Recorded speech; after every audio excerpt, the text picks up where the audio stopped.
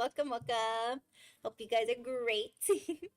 As I said yesterday, we're going to be continuing Master Duel solo mode.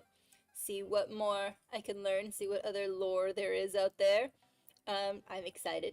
So, game is ready, up and ready to go. I was just drinking some water because I was choking on a cookie. I was about to switch to the chatting stream and I was like trying to finish my cookie really quickly and then it ended up getting stuck in my throat. So I had to chug some water to get it to go away. Yeah, 8-ball should be working now. Yeah, okay, there we go. I don't know why it didn't earlier. I just refreshed it, but it's good now. There it is. Yeah. It was being mean, just not wanting to work, but it's there. It's all good. Yay! I don't know what ha means. Ha means like, to me that's a Spanish laugh. Is April laughing at me in Spanish? Is that what it's doing? That, okay. All right. I didn't do that. I definitely did not program him to do that. Is that a stream elements thing? Did y'all do that? How did y'all do that? Does that mean something else in another language? Ha?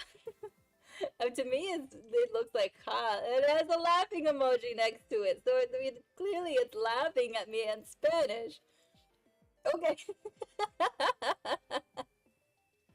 I love it. So, do y'all remember, I think it was last week, this story about this lady who found out her husband was having an affair with her mom after she gave birth to twins? Okay, well there's an update to that.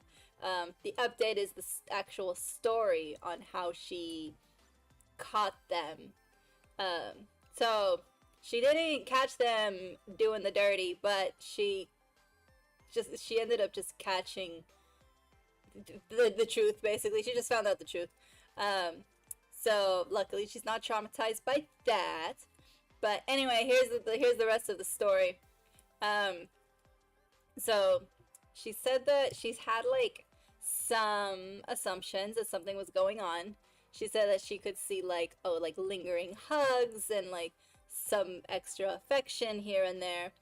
And so she had her suspicions, but she was like, no, it can't be. Like, that's my mom and my husband. Like, absolutely not. Anyway, so she said that her husband lost his job, and to help make ends meet, he ended up taking a job as a DoorDasher. And he would be like working late nights and like driving to like nearby cities and just, making the deliveries. And he would always like message his wife where he was going, how late he was gonna stay out. Like not looking suspicious, like, oh yeah, I'm not gonna be home, for dinner, blah blah blah. She's like, I didn't see it anything out of the ordinary. So she didn't think much of it until this one time she said that she was FaceTiming him and he told her that he was in another city, which was like not far from where they live, but he wasn't going to be home in time for dinner, so he'll just pick up something on the way, so not to wait up for him. While on FaceTime, she could see the background because he was in his car, but like however he had angled the phone, you could see the background, like the buildings, and she recognized the buildings to be the buildings in their city. So she was like, where are you? And of course he lied again, saying where he is, even though that's not where he was.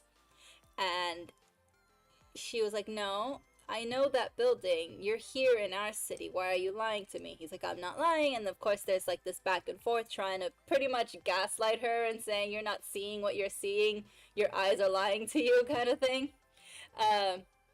But then he ended up caving, and he was like, all right, yes, I am here. And she's like, why are you lying to me? And I think at this point he hung up. So he hung up on her. I think that's that's one of the first times he hung up, because I think he hung up 3 times. So she called him again, and she's like, what's going on? Why are you lying to me? Like, why are you saying you're in this city when you're in ours? Like, what's happening? And so as they're going back and forth, she hears a voice, and his dumbass decides to turn to the passenger seat in the direction of the voice, as if he was like going to respond to the voice. And that's when she was like, who is that? Who's there? And he looks back at her and was like, oh, no one. And it's like, bro, like, if you're gonna pretend nobody's there, at least like don't acknowledge where the voice came from. I mean, come on, just keep pretending you didn't hear it. Come on. But anyway, so she was like, okay, then turn your phone and show me the passenger seat. No one should be there, right? He hangs up on her again. So at this point, she's like freaking out. She's like, what the hell? As she should. I mean, come on. He's lying, obviously. And so she said it was like a couple of minutes. She was like having kind of like a panic episode. So then she calls him again, and he picks up. And she's like, show me your passenger seat. And he does. And she's like, you expect me to believe that in the few minutes that it took, you know, to be on the phone again, whoever was in there didn't step out of the car and is like just waiting outside, you know, show me around the car. And he's like, no, you're crazy. Starts calling her crazy. And so conversation is over, and she calls her younger sister, who still lives with their parents, with the mom and the dad. And she calls her sister, is like, hey, go see if mom is home. And her sister's like, why? It's like, well, just go see if mom is home and then come back. And she's like, just tell me what's going on. And her sister was like, no, just go, you know, just check.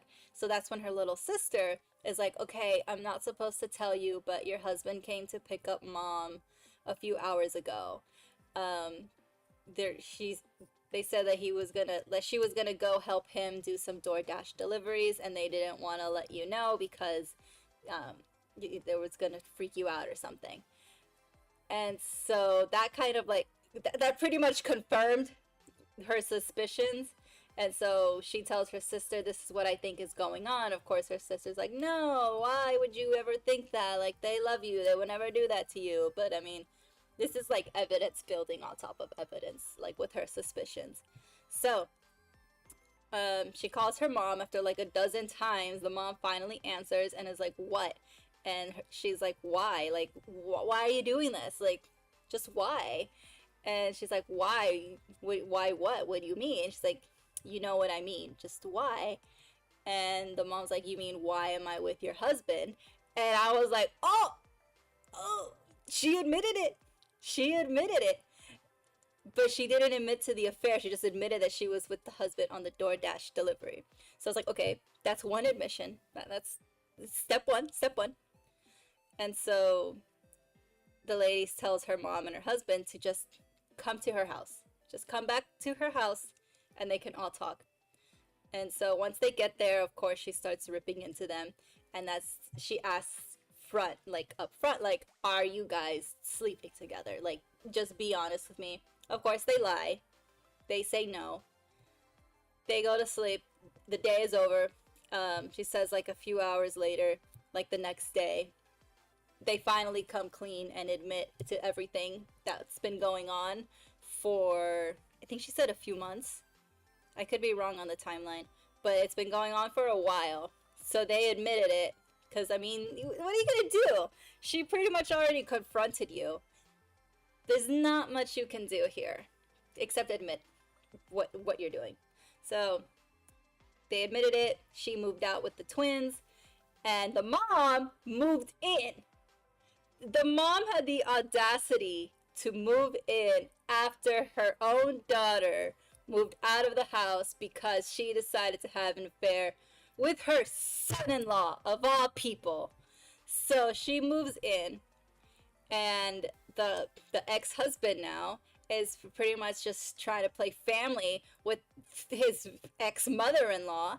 And the mother-in-law is saying that she's going to be this new stepmom to her fucking grandbabies. I'm like, this is so twisted and so messed up. It just keeps getting worse. I don't know how much worse it can get. And eventually, the ex-husband realizes that his new girlfriend, his ex-mother-in-law, is a crazy bitch. So he ends up, kicking her out and is like, I don't want anything to do with you anymore.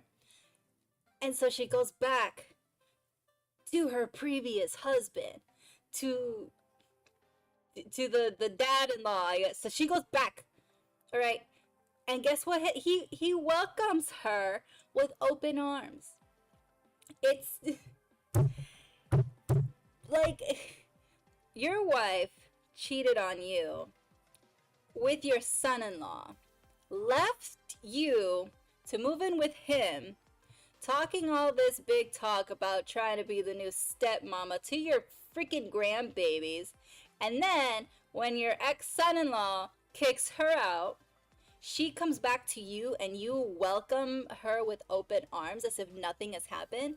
And so the lady is saying that her mom and dad are living as if nothing happened, that the affair didn't exist, and they're pretty much blaming her for the entire debacle. They're saying if she was a better wife and a better daughter, none of this would have happened to her.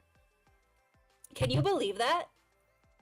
Can you believe the audacity of not just the mom, but also her dad for backing up the mom? Like, I mean, props for having your wife's back, but man, bro, like, you're just really gonna throw your own daughter under the bus? This whole family is so messed up.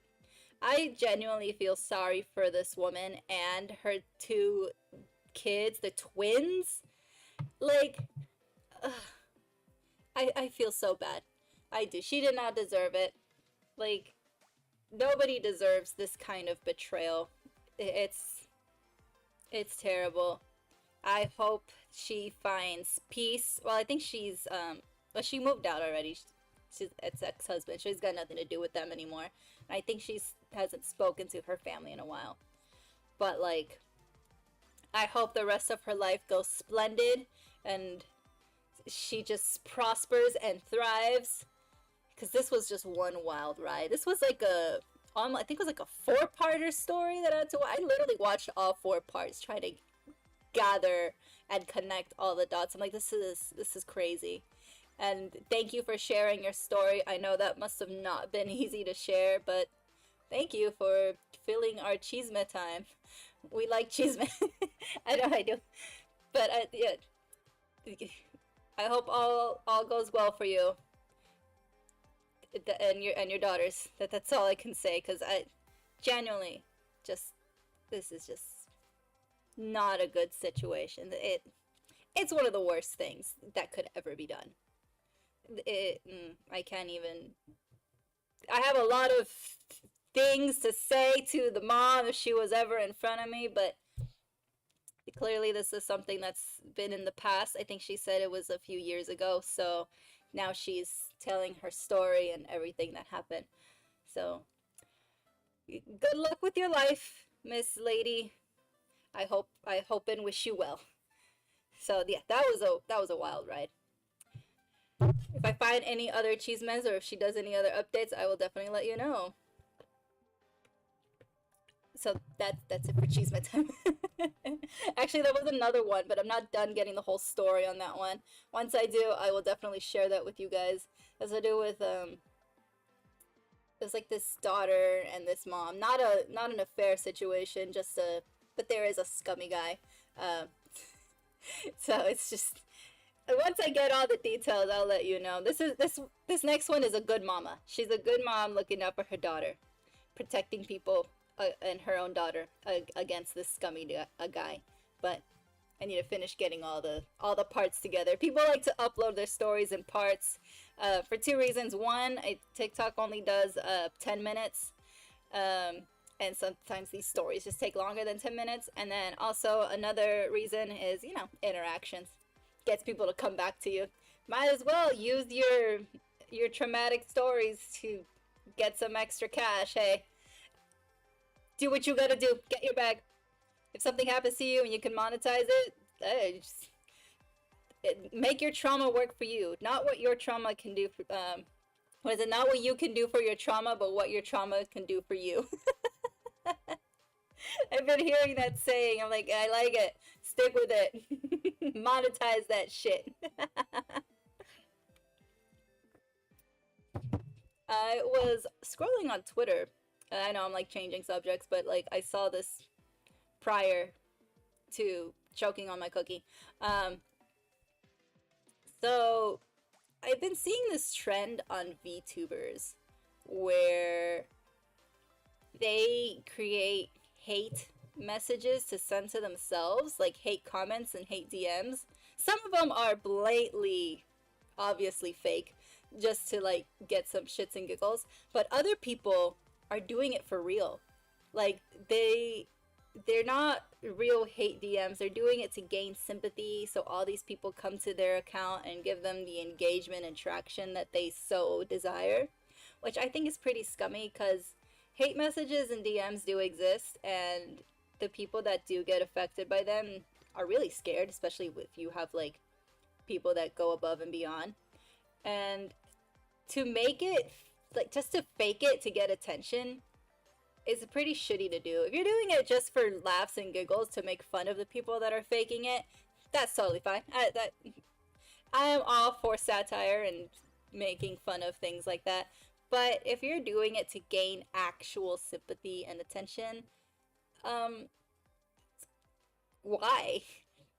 And so, like, I've seen an influx of them recently. So, like, they've been around, but for some reason, like, these past few days, today specifically, I saw so many. And I'm like, where are all these coming from? Do you guys have a template? Is there, like, a Discord or some sort of group chat where you guys pass around a template or something? Because it kind of almost has the same format. Do you guys, like, make an agreement with one another and be like, yeah, I'll send this over to you if you do the same to me? It's like, it's a little too suspicious. And then when they get found out, they start doubling down. And it's like, why? Like, what good comes from lying? You're gonna get found out eventually. And when you do get found out, people are not going to take your side. They're going to see you as, well, as the shitty person that you are. There's really no coming back from that. So once you lie, you have to keep up the lie. And you can't really have any holes in your story because then it'll start unraveling. And then the whole truth will come out. So it's either keep going with the lie for the rest of your life, or don't lie. Just don't lie. There's no point in lying. Because it's just, you're pretty much setting yourself up for failure. It's never gonna go well. People are always going to find out. I mean, don't gather sympathy for likes. Please don't do that. I think that's one of the worst things you can do. If you just want attention, please find other ways to do it. Show your titties. I'd rather see titties than fake hate messages. Show some ass. The internet likes ass. Throw that around. You'll definitely get lots of attention there. But don't fake hate stuff. Alright? And I know they do exist. I've seen some actual genuine ones, because the ones that are genuine, those people are actually taking action. And I've seen that some of those, like, people are like that send those hate messages are really scary because they want to dox, like, these other people, which I think is stupid. Don't dox anybody. That's dumb. It's like turns into a scary situation. So please don't make light of those people, especially ones like if it's something very traumatic. Not everybody can handle meanness. I fortunately haven't received anything. I've only gotten like cringe comments, but I mean, I'm a VTuber. Being cringe is literally in our blood. That is the secret formula, and not so secret formula, to being a VTuber. It's like when you are commissioning an artist, or if you're doing your art yourself, one of the first things you tell them is cringe. And sometimes you don't even have to tell them, they already know. Apply cringe to the model. It's in our DNA. And I think another one, someone told me to get a life, and I was like, no. And then the third, like, meanish comment I got, these are just funny. I think they're hilarious. Somebody called me fatherless. That one made me laugh so hard.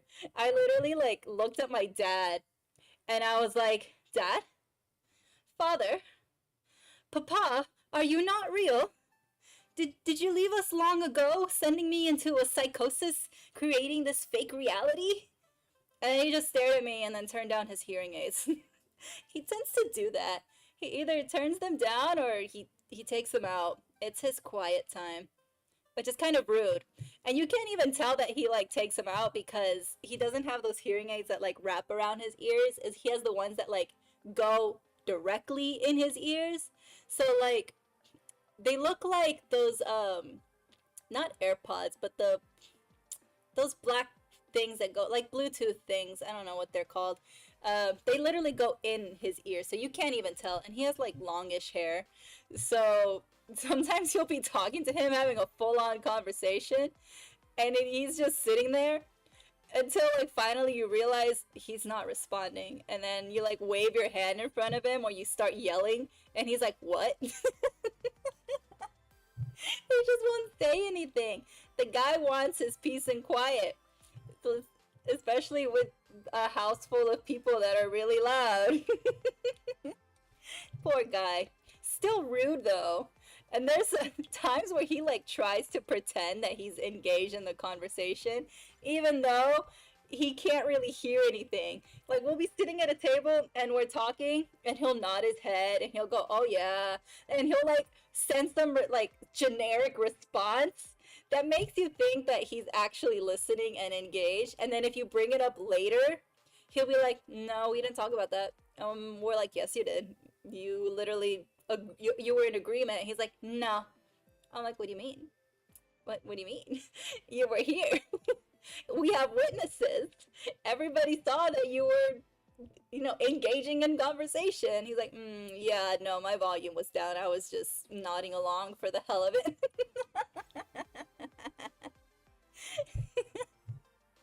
So yeah, now we're always just like, let's double check before we start talking to ourselves. It's pretty funny when he first got his hearing aids. My dad's been losing his hearing since he was a teenager. He had an incident kind of thing.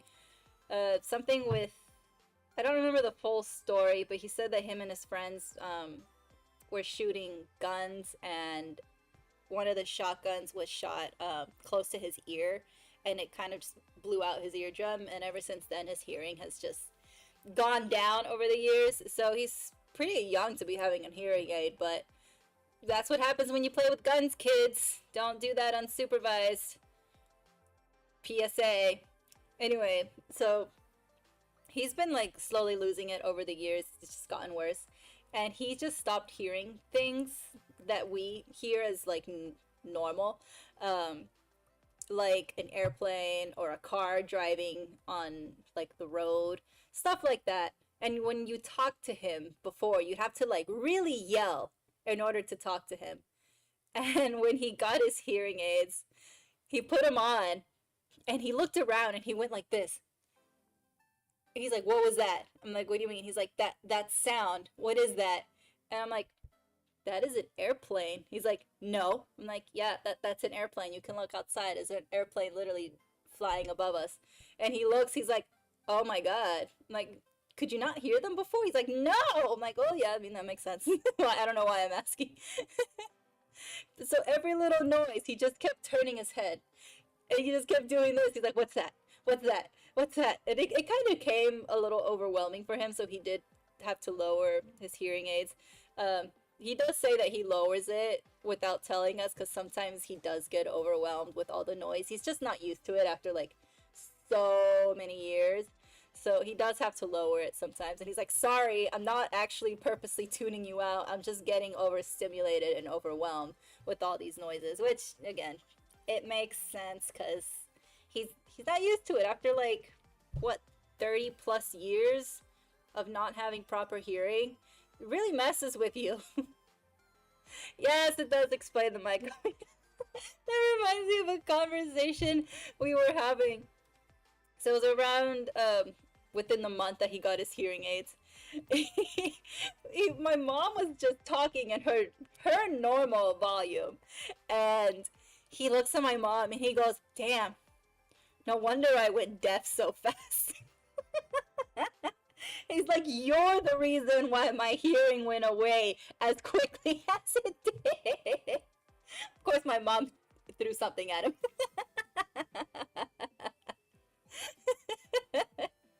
I was just sitting like, oh damn, I'm about to witness a murder.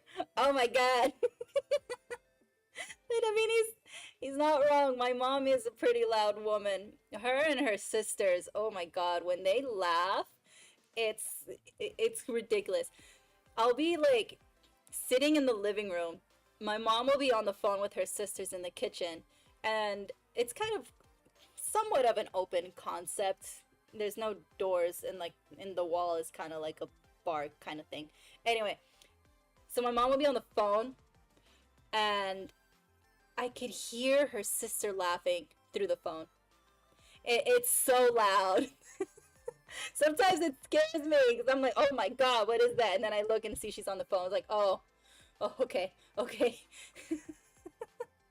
So yeah, we come from a pretty loud family. Yeah, that does explain the mic giving up after a few years.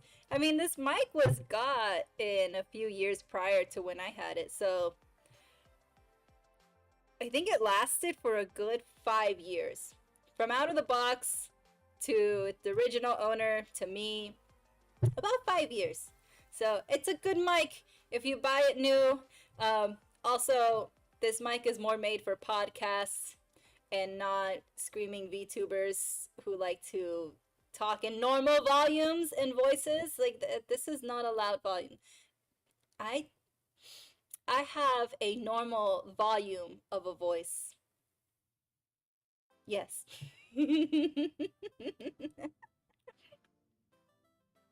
To answer your earlier question, why am I afraid of people that bike to work? Because they're fearless. I can barely ride a bike myself. I used to ride a bike when I was younger, but I forgot. Anyway, we won't go into that story. That's embarrassing. But I see people riding their bike to work, swerving in and out of traffic as if nothing. And sometimes they'll just have like one hand on the handle and the other hand with a cup of coffee, and then they just have their backpack and they're just going woo, woo, woo, woo. I'm like, how are you swerving without any fear in your soul? And they're not wearing any helmets. Now, I may not be a very good bike rider, but from what I remember, you gotta wear your helmet. And nope, they're just out there raw dogging the world. So that's why they scare me. If you're not afraid of being hit by a giant bus in the middle of the day in a big city without a helmet, then you're not afraid of anything. And I am afraid of you, and I want to stay away from you. That is why I am afraid of people that bike to work. That and people that rollerblade. And the people who ride scooters. Especially those like motorized scooters. If it's one of those like manual scooters, that's different, because I mean you gotta like pump like a skateboard. But those mechanical ones where they have full control, yeah, that also scare me. I saw someone on a unicycle a couple of times. Instead of a bike, just going down the street on the unicycle, full on business suit. I was like, wow. Okay. You do you. So, yeah, if you take those wheels to work, or to anywhere actually, stay away from me. Thanks. I think I'm more afraid of those than the mean people in my comments, which again aren't very mean. They're just being stupid. Even if I do receive anything mean, I don't think it would bother me very much. I like to laugh things off. And mean people really don't get to me. I've had mean people IRL because I worked customer service, so I had people actually yell at me. But that never really bothered me either. mean people don't get to me. And here's why. This is my not so secret. Alright, ready? You listening? I had my own personal bully growing up. That's right. My mom. And she's Mexican. They are relentless. Anything you say or do, my mom has probably already did it, but worse. No one can hurt my feelings like the true OG. Bless you, mama. Thank you for giving me thick skin. And then, of course, my dad would come and coddle me. So no, I'm not fatherless. This is just my my personality. When you have a mom like mine, you gotta go crazy. So now you got two crazy ladies, and then my poor dad and my poor brother are just like, oh my god, what do we do? But they're fine. They can survive. They're good. I will not leave Chaos Dragon alone. He has been brought before me and blessed my eyes, and now he is forever ingrained in my heart. I love him. Speaking of, let's go ahead and play this game. I did change the overlay so y'all can see more of the screen. Boop. There we go. You guys should still be there. You won't be able to be seen though. See, it says your name, but it doesn't show. Hold on. It needs to be white. Let me fix that.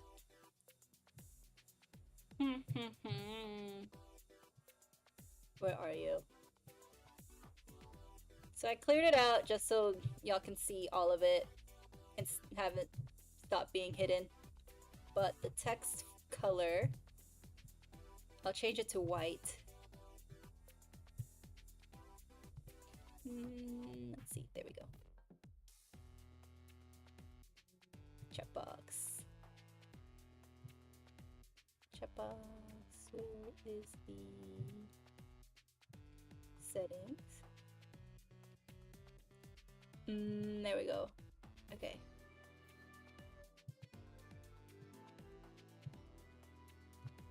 Save. Nah, y'all disappeared. Where'd you go? Where'd you go? Where's the chat box? Let me refresh. Why is there two? There y'all are. Should only be one. Is that one bigger? Okay, there we go. That's better. But it's delayed. Hold on. There. There we go.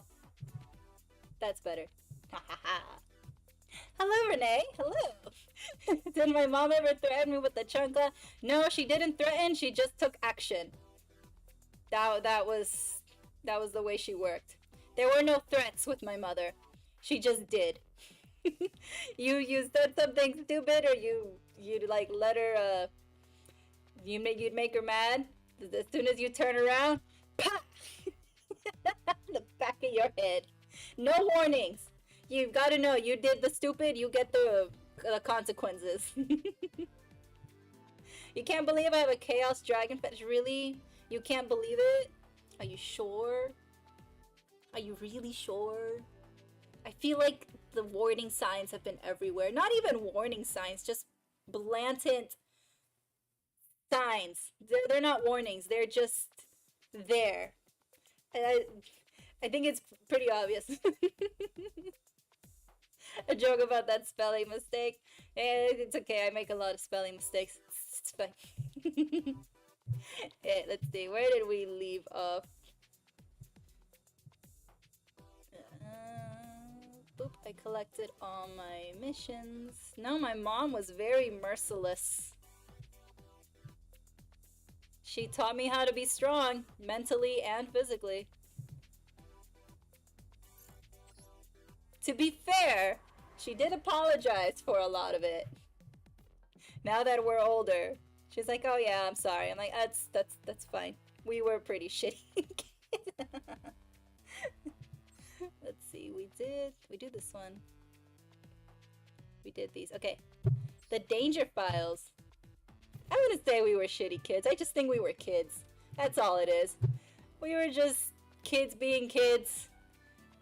And then my mom just you know, being a mom. I think it was fine. Okay, let's see. Danger. Scenario. Alright.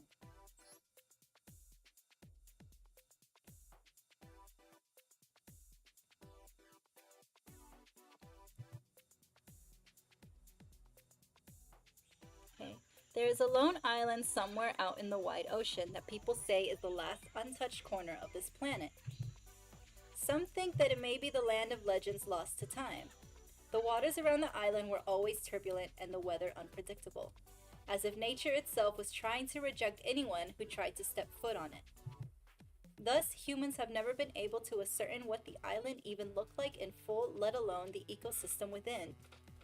You know, I would suggest leaving uncharted islands alone. Otherwise, you're gonna end up like that one guy that went to an island that was I don't want to say undiscovered, but you know, with people that don't want to be bothered, and then he ended up not being alive anymore. Yeah, don't do that. But one day, a certain team was dispatched to explore the island in secret, and they had only just recently returned, with the fruits of their exploration to be disclosed at a debriefing session. The media outlets that caught wind of this information were dying to get their hands on what could be the discovery of the century, and flooded the team with countless press applications and requests. The debriefing opened to a full but silent room with air as heavy and thick as mud. No one was quite sure what to make of the explorers who were about to report their findings, as their appearance was not quite normal, to say the least. Yeah, they look all beat up. It was almost hard to look at the explorers wrapped in bandages, and some of them trembled as their fearful eyes darted about. What did I say? Didn't I say not to go into these islands? They're gonna come out not alive, and now these guys are traumatized with PTSD. Just what terrors had they experienced during their exploration? What dangers had lied in wait for them as they ventured into the island? Okay, let's see what they are. Ooh, giant bird.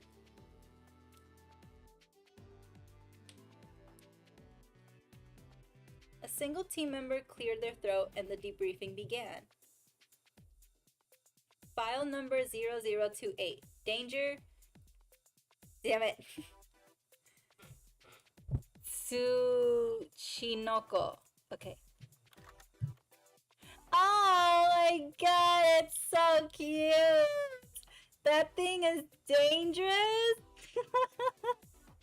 Lives in grassy areas and wetlands. Appearance is akin to that of a snake with a rounded torso, and it seems they shed their skin too. No live specimens were found, but we succeeded in collecting its shed skin. Analyzing it may lead to further discoveries. File number 0159. Danger, Thunderbird.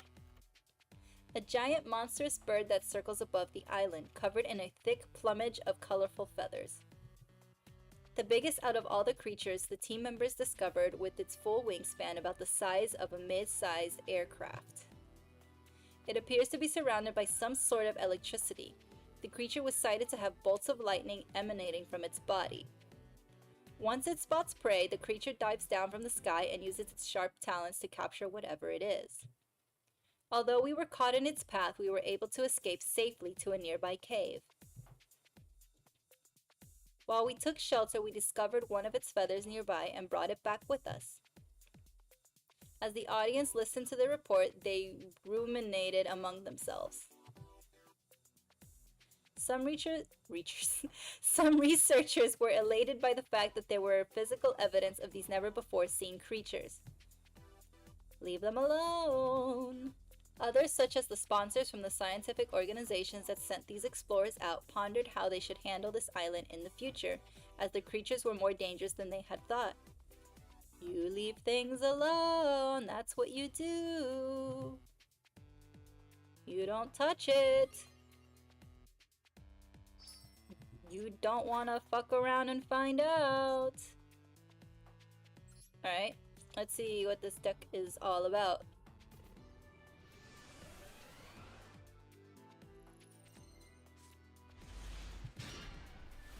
Bigfoot.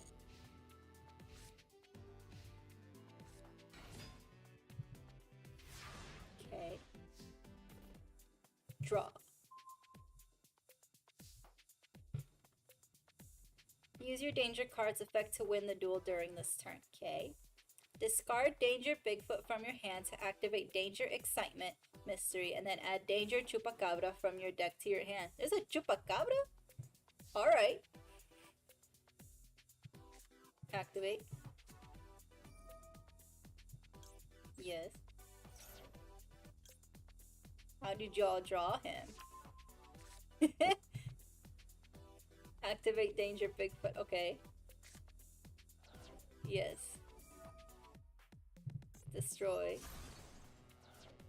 Danger monsters activate their effects from the hand. Upon doing so, your opponent must pick a random card from your hand to discard. If the discarded card is a monster with the same name as the monster whose effect was activated, the effect will resolve. If the discarded card does not have the same name as the monster whose effect was activated, you can special summon the activated monster from your hand and draw one card. Now activate the effect of Danger Chupacabra. Okay. Danger Chupacabra was the only card in your hand, so it had to be discarded because of its effect activation. Alright. However, now that it's been discarded, you can activate the effect of Danger Chupacabra. Activate its effect and special summon Danger Bigfoot. Yes. Gimme. Okay. Oh, God! That was spooky. Still smash.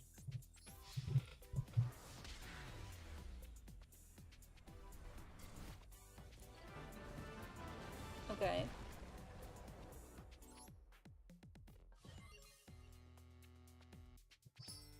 Got it. Let's see how this goes.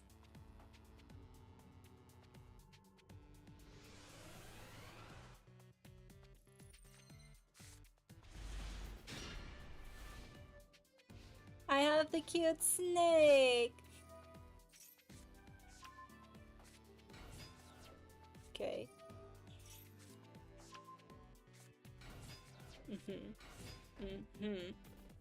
Alright. Well, you just did a whole mess of things. So this is like mythical creatures? What do you do? This is the cutest thing. Oh my god, it's so fat! It's so round! Look at how round it is! And then it's got a skinny little tail! Oh, there's another one hiding back there! This is so cute! I want to squeeze it! But I don't think it would like it very much. Let's see. You can reveal this card in your hand. Your opponent randomly chooses one card from your entire hand. Then you discard the chosen card.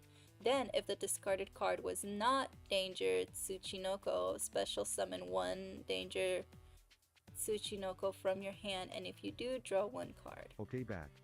The dangers are basically the famous cryptic around the world. Ah, that makes sense. So then what's Tsuchinoko's story then? I'm curious. If this card is discarded, you can special summon this card. You can only use the effect once per turn. Chupacabra. You could reveal this card in your hand. Your opponent chooses the same thing. Okay. If this card is discarded, you can target one danger monster in your graveyard except Chupacabra and special summon it. Yep, that's what I did last in the tutorial. Same thing. This card is discarded. You can add one danger card from my deck to the hand except Danger Nessie. Okay. Reveal. If this card is discarded, you can target one set card your opponent controls.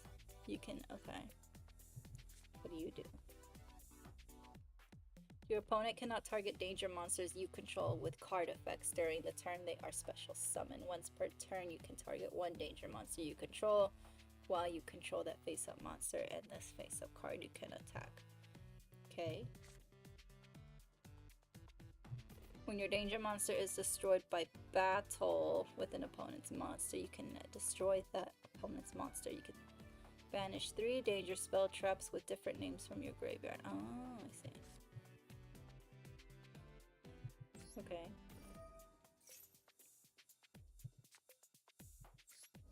Alright.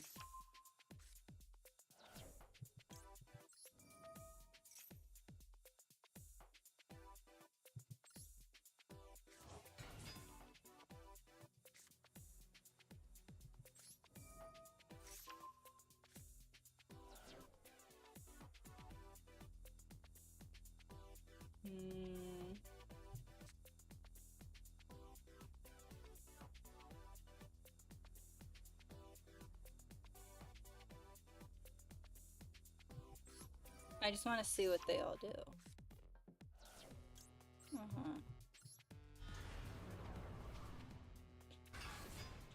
Okay. Alright. This is another field spell, which is the same one. Cool. There is no extra deck.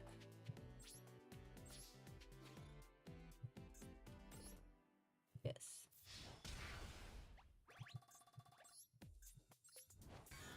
That has an effect that does that. Right.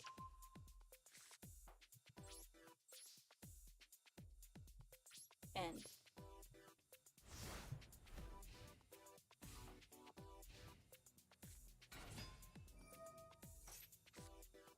It's a snake that talks and lies. It's also drunk, and it bites its own tail to move around like a wheel. That's funny.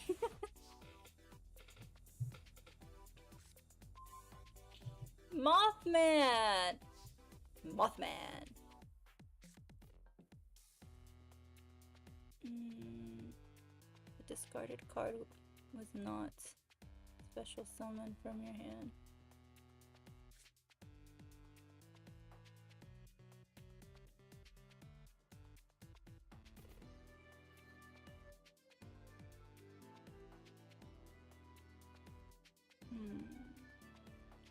Destroy all cards in the field. Also, you cannot special summon monsters for the rest of this turn, except danger monsters. Okay, I want to use that field to see how that works.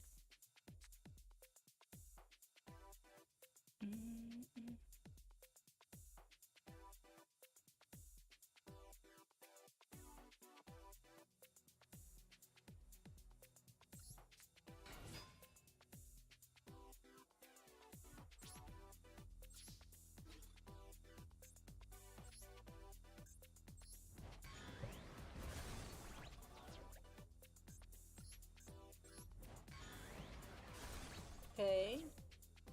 Oh, cool! There's water down here because it's an island!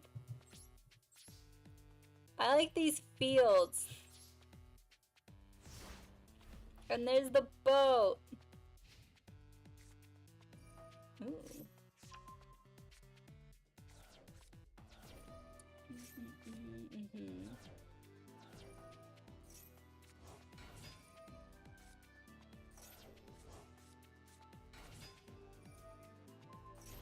Oh.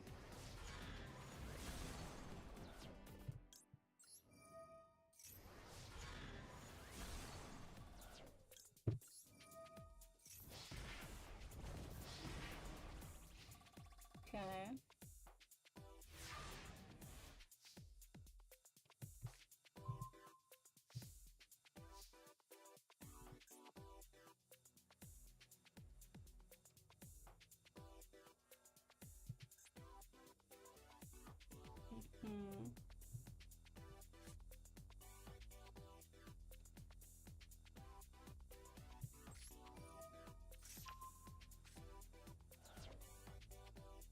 Well, I don't have anything else to do. Alright.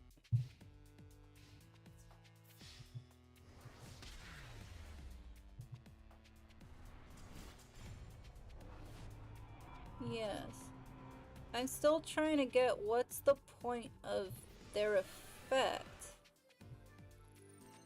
Obviously, I'm not understanding this very well. Okay. Discard one level 8 monster, draw 2 cards.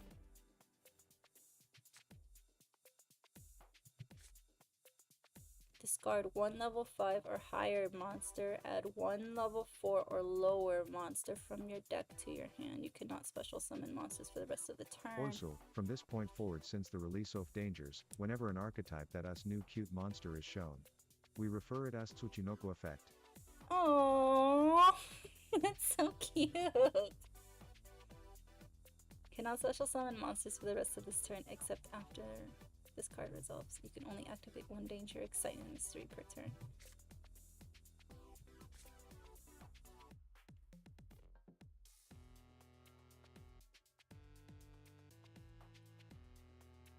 Okay. Well.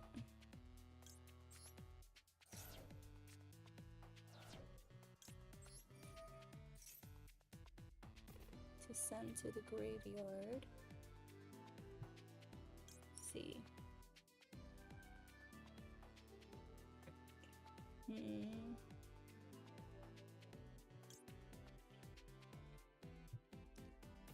We get one face up.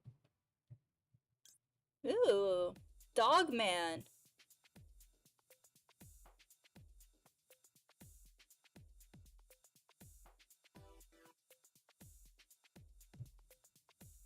What does Nessie do?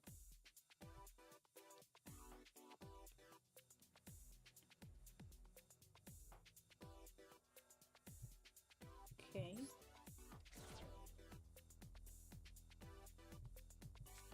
You can reveal this card in your hand. Your opponent randomly chooses one card from your entire hand, and you discard the chosen card. It was not that one. Special summon from your hand, and if you do, draw one card. If it is discarded,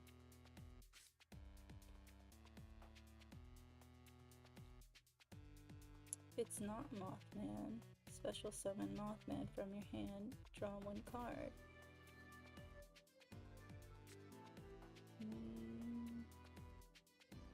A jackalope?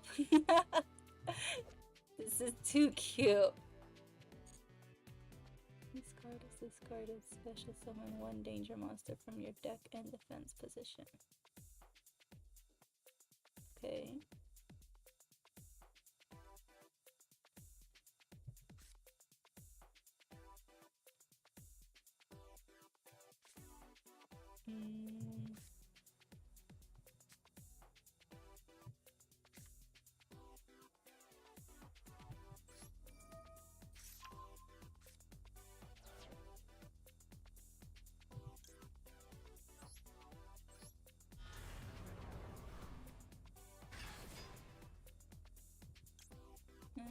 If this card is discarded, special summon one danger monster from your deck and defense. Okay.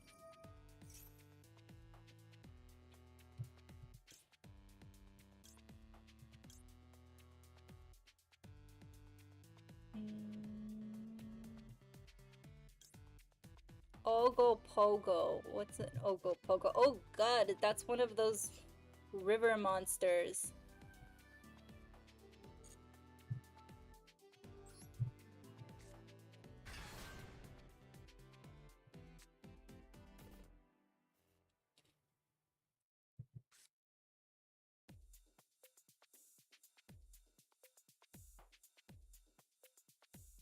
Okay.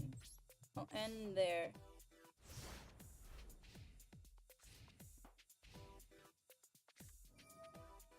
Let's see what they do.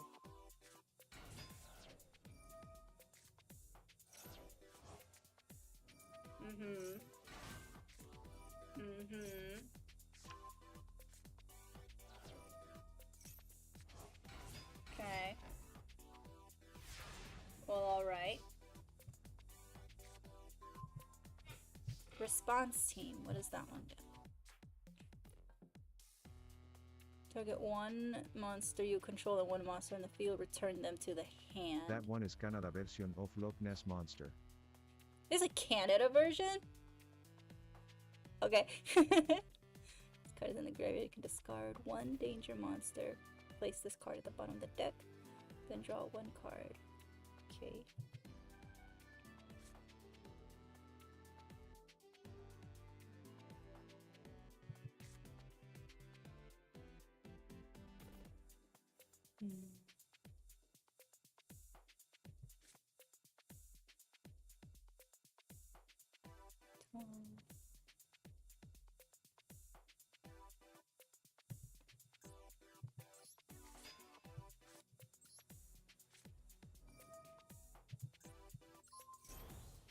Okay.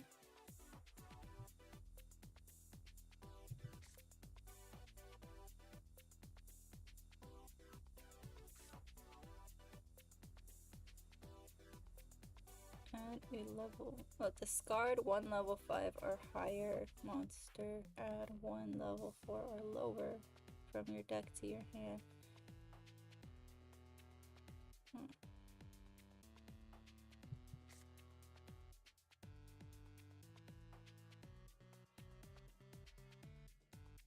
Players can draw one card.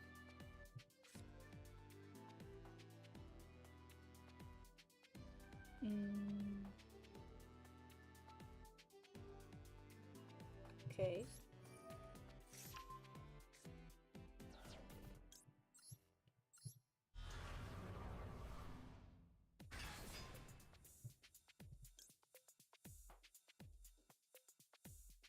Okay. What does this do?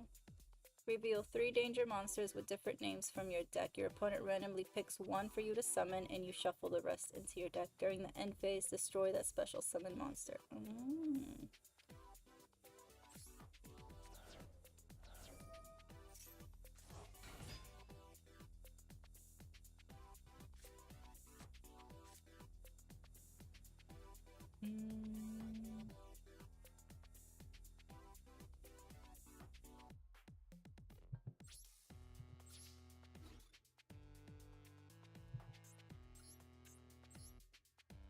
What is that?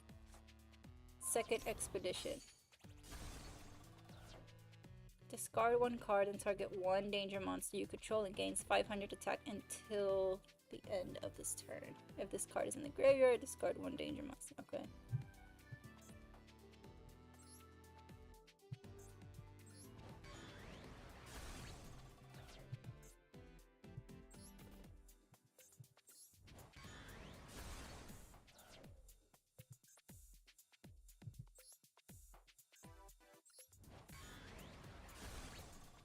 Okay. Mothman. Okay, end.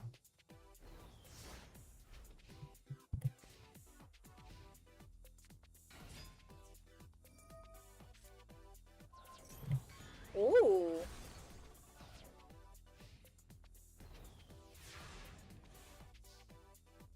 Draw.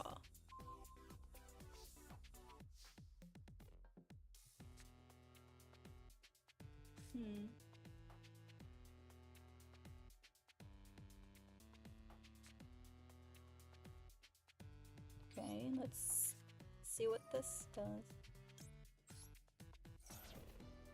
From my deck to my hand.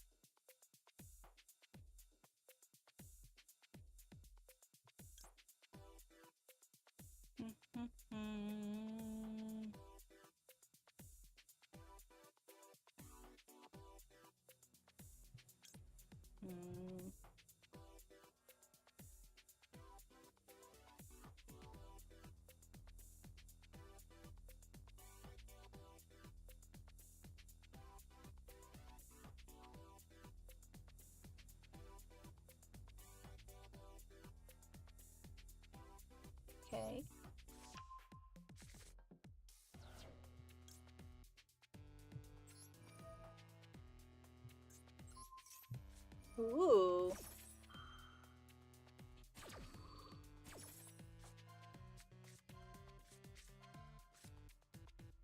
I picked that one. Okay.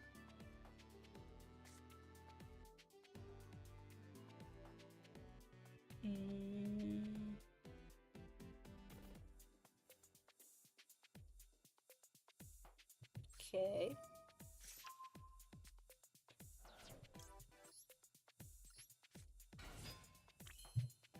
Ooh. Discard one danger monster, place this card and draw.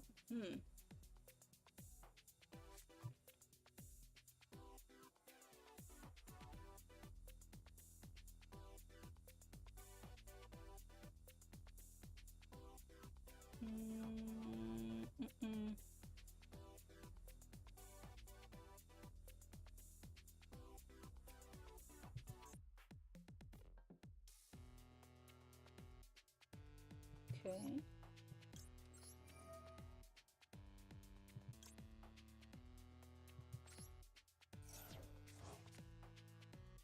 Dogman.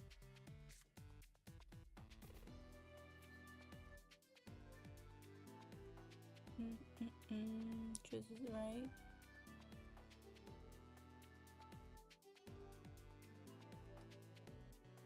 You can have all face-up monsters here to this. Alright. I want to use Dogman. Where's Dogman from? Activate. Cool.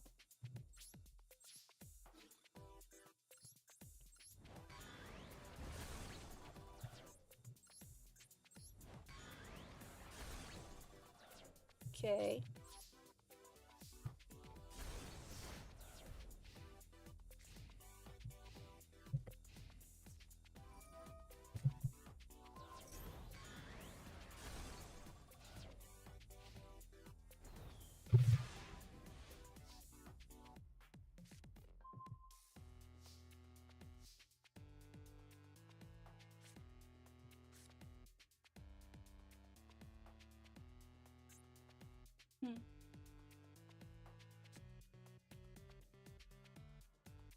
Oh, it's 50-50.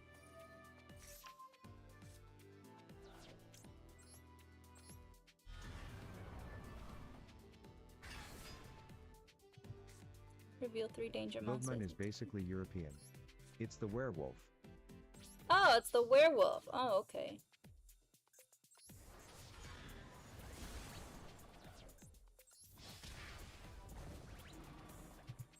Dogman, werewolf. Okay, yeah. Yeah, okay. That makes sense. Do I want to? And use shuffle the rest and this.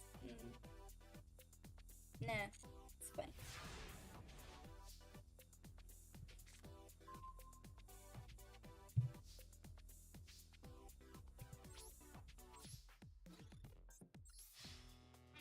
Nah.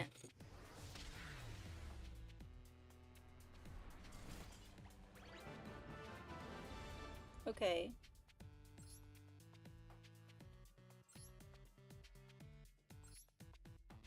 Right. Cool. Goal. Oh, this is such a cool fight. Can they animate this fight? I want to see it. Before they could find their answer, the conference continued on. Okay. The file number 0232, Danger Bigfoot. A gigantic muscular creature with black hair growing from its body, standing tens of meters tall, if not more. Bipedal, it barrels through the trees as it roams the forests and mountains it lives on. So the effects of dangers. It's a gimmick. If you discard them, they escaped. If they are summoned, you capture it. Oh. Oh, I get it. It has an extraordinarily bad temperament. We observed it to attack not only our team, but also other creatures living in the area. File number 0257, Danger Nessie. A dragon-like creature with a long neck observed to have been fighting with Bigfoot. This creature is also extremely large, appearing to be just as big as Bigfoot. It is extremely dangerous. While the team was out on the lake, this creature emerged from the water without warning and capsized the boat, causing us to lose much of what we had gathered. It was a miracle that we were able to return alive after encountering the creature at such close range. The explorers continued their report on some of the other life forms they had seen. Among the audience present, there were a few who found these episodes a little too tall to believe. But even they could not deny the fact that the explorers had returned with real, tangible samples. Everyone on the team agreed that although the island still had many mysteries left to uncover, it was also much too treacherous. Shortly after the conclusion of this conference, a second team would be sent to explore the island further. Why? Why? Did you learn nothing the first time? Leave it up to humans to be told, hey, don't go near here, you'll die, and look at all this evidence we are presenting to you of your certain pending doom, and then they'll be like, yeah, thanks for your opinions, I'm gonna do what I want, and then they die. It's a story as old as time. They invested in new equipment and more manpower, yeah, because that's gonna help, and set off with the intention of not only learning more about the mysterious island, but also capturing a few live specimens to take home with them. Oh wow, look at them trying to enforce slavery again. Who knows what they will find on the next expedition, or even if they will return alive. Probably not. Didn't go well the first time.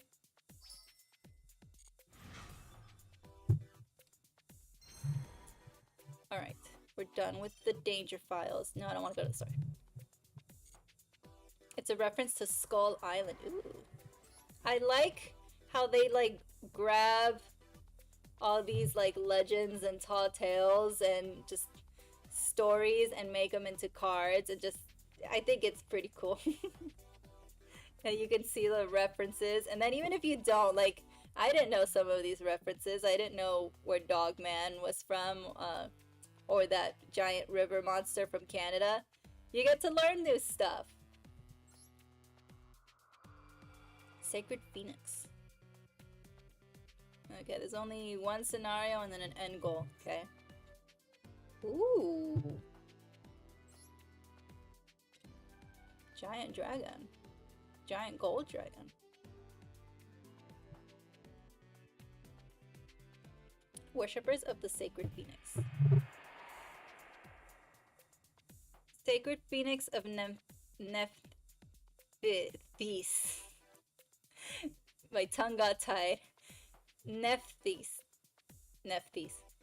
Okay. A god robed in flames who came to the mortal realm blazing so brightly it could have been mistaken for the second coming of the sun. It was worshipped and revered in a certain land where dry winds billowed and deserts stretched in all directions. Each generation had a priest with powers to embody this deity. With the power of their strong soul, they would offer the prayers and hopes brought forth by their ritual to manifest Nephthys and start many miracles. Those who were especially devout to the Phoenix god had built statues of the priest's dynasty and enshrined them in the particular part of the desert that was declared sacred land. They thanked the god for watching over them. It's what? Oh, I missed it. I was talking over it. No! They thanked the god for watching over them and toiled every day with its blessings to build their homeland bigger and better. Okay. I'm gonna have Andres repeat that. I missed how it was pronounced. Nephthys. Nephthys. Okay. Okay, thank you.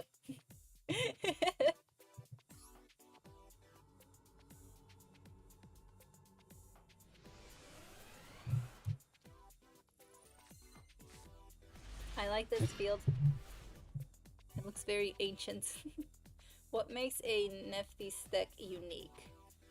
The Nephthys lineup includes monsters like Sacred Phoenix, which can be special summoned from the graveyard when it is destroyed by card effect, and many more monsters whose effects activate when they are destroyed by card effect. Since their versatility will allow you to special summon monsters, use them to ritual summon or link summon. Okay. Draw. Pre-preparation of rites. This looks so sinister. It's like they're fanning it up. First, activate pre-preparation of rites, then add Rebirth of Nephthys and Cerulean Sacred Phoenix of Nephthys. Okay. Activate. Okay. Rebirth. Cerulean. Activate Rebirth and Ritual Summon Conductor. Okay. Activate.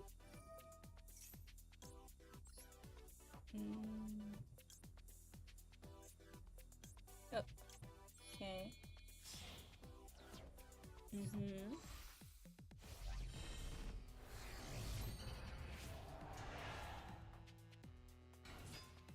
You have succeeded in ritual summoning. Okay.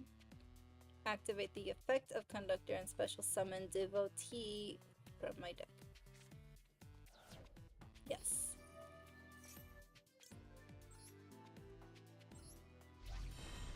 Okay.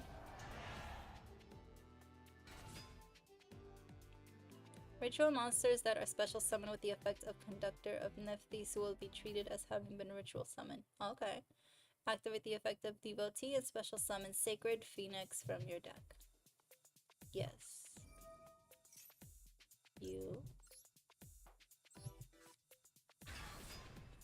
Activate your second Rebirth. Tribute Sacred Phoenix and ritual summon Cerulean. Okay. Activate.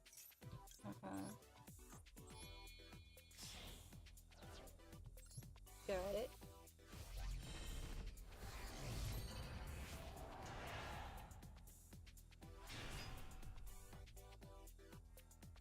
Now you have 3 ritual monsters on your field. Link summon. More link summoning the Sacred Flame. Alright. Yes. 1, 2, 3.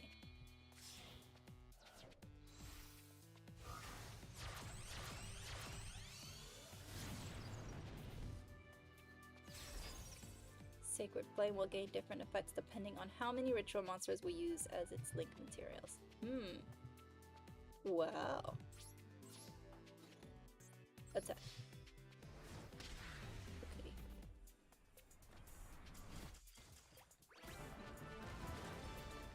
Invincible spicy chicken? But the real question is it an edible chicken? Can I like marinate it, put it over a grill, make like a Sunday asada?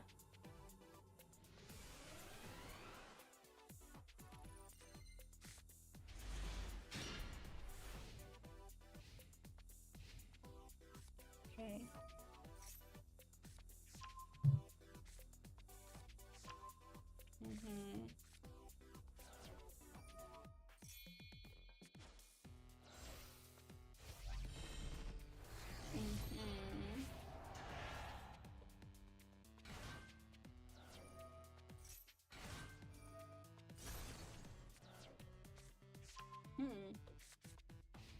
Okay. Oh. Alright.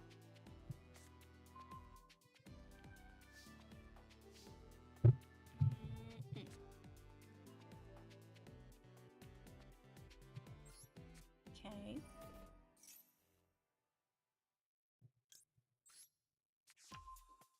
Now I have 2.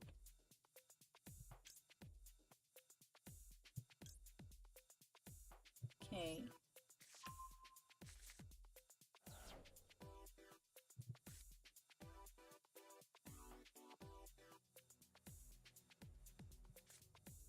You don't have an effect.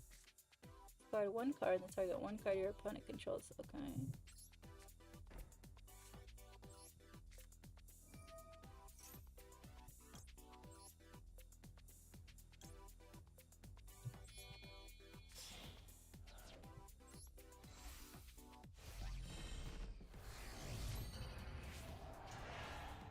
Okay. And you can activate its effect, special summon one monster from... Okay.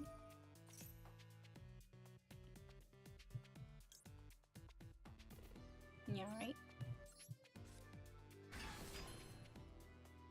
Do I want to? What do? You can only use the following effect once per turn, right? During your main phase, if this card was like summon, you can activate target one level 8 winged beast monster from your deck to your hand. Then you can add one ritual spell from your graveyard to your hand. Destroy one monster this card points to, a special summon one monster with a different...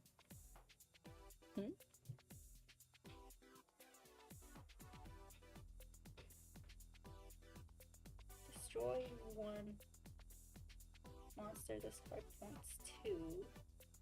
Oh, I won't be able to. Okay.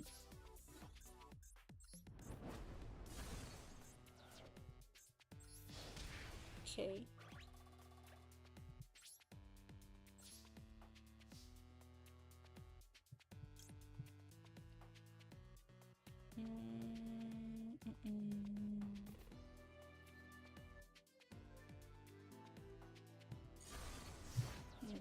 Gonna do it anyway.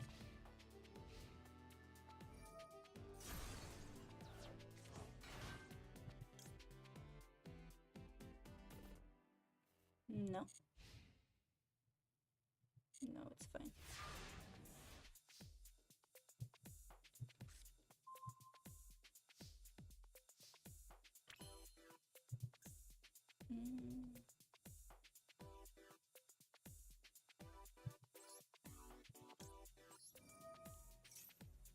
No.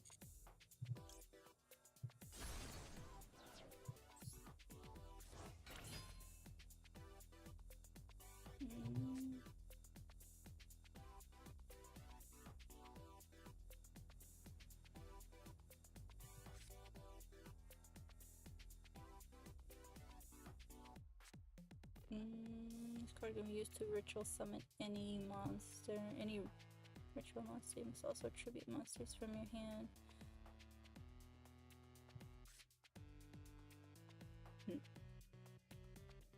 Okay. No.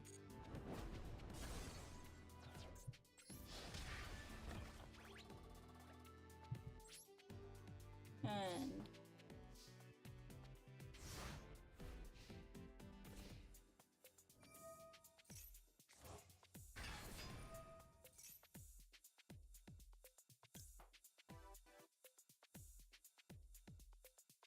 let me see what you do.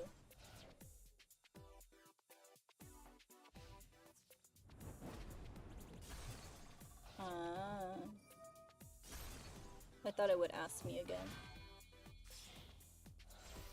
I thought I was gonna ask a second time.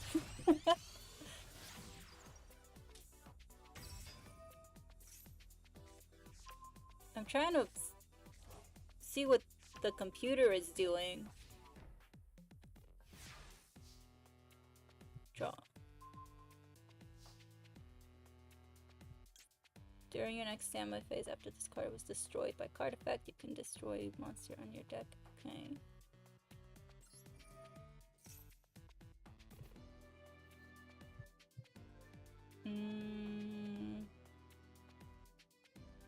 One in my deck.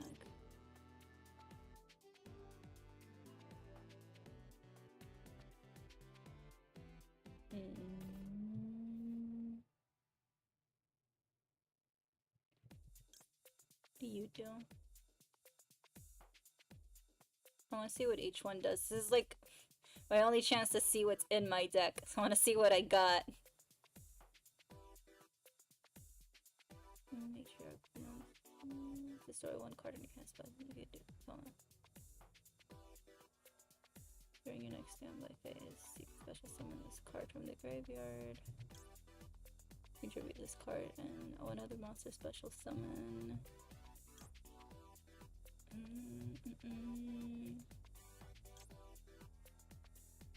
Phase can add one Turn.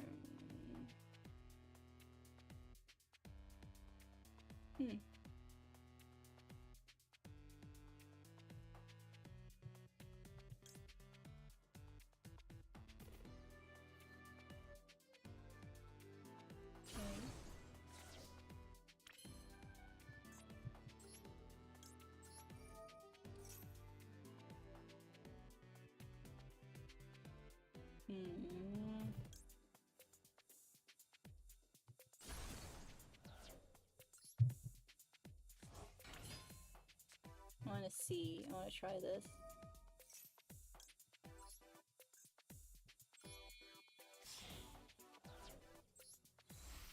Okay.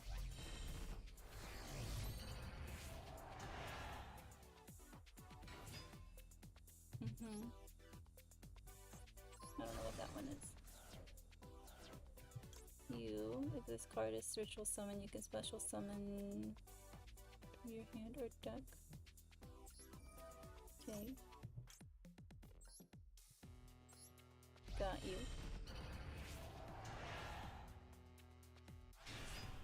Cerulean.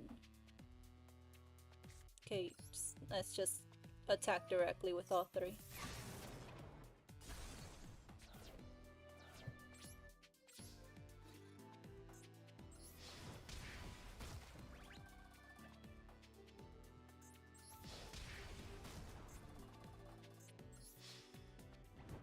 Okay.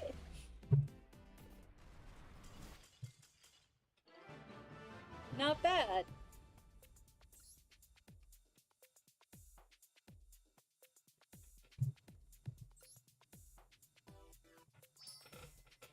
I don't dislike it. I definitely would have to play with it more to fully understand how it all works together. Alright, so this is one deck that I would go more in depth in then. I like this one. So I'm marking that on. That's on my list.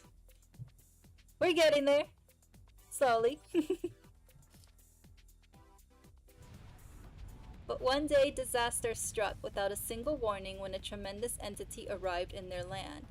The soldiers armed themselves for battle immediately. They had faith that all evil would bow to their god, and the standing priest at the time manifested the Phoenix god once again.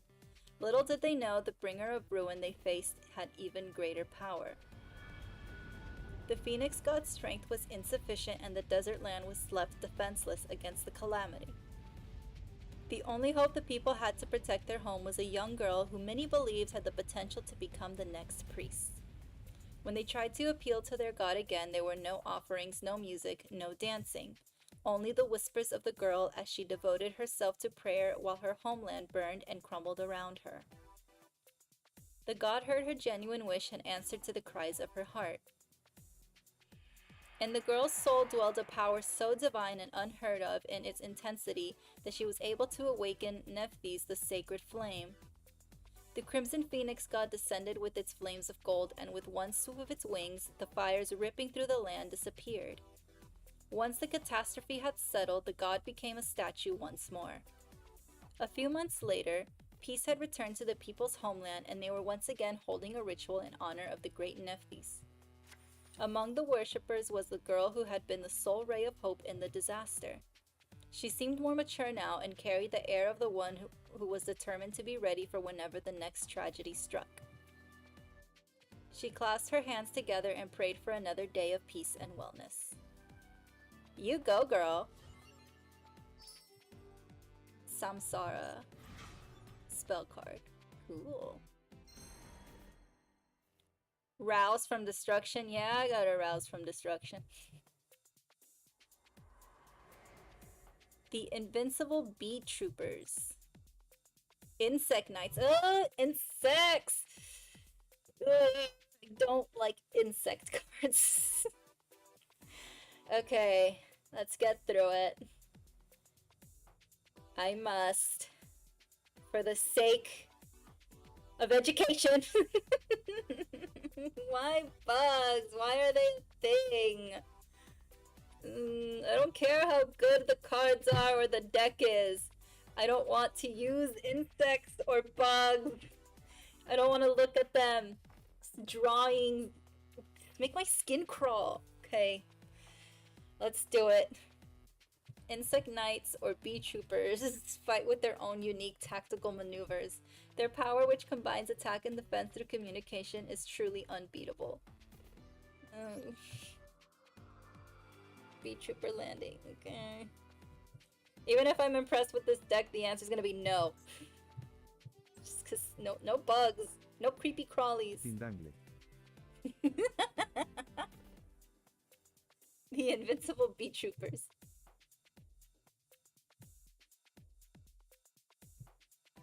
In this world, there exist insect warriors who fight and expand their territory with the deadliness of an organized army. They charge onto the battlefield with their trusty bug companions like knights on their steeds. These warriors, with their formidable strength and unique battle style, were known far and wide as bee troopers. Please don't zoom in that closely to their legs. When they went to battle, they would employ various tactical maneuvers to gain advantage over their enemy. Heading the front lines were Bee Trooper Scout Buggy and Bee Trooper Armor Horn. Bee Trooper Scout Buggy would launch aerial assaults from afar, and Bee Trooper Armor Horn dominated land warfare with its impenetrable defense and advancement prowess. Look at its face! It's so gross! I can't deal with it. Yes, I'm a wuss! I can't deal with bugs. I don't like it. Once they were close enough, Giant Bee Trooper Invincible Atlas, the Bee Trooper's gigantic powerhouse, would swoop in and capture all their targets. Okay, this one isn't as creepy. Oh, I take it back. I take it back. I was gonna say it wasn't, but no, I see its feet. These fearsome monsters left no holes in their defense or offense. If push came to shove, they also had foot soldiers that rode on the backs of beetles to deploy. You're gross, Mai. Bugs are cute. No, they're not. And if any of the troops were injured, Bee Trooper Light Flapper would come rushing to their aid, offering medicine, bandages, and a healing hand. As strong as they knew they were, the Bee Troopers never stopped strategizing how they would face powerful opponents. The awareness to never let their guard down was what made them such a tough group. Okay.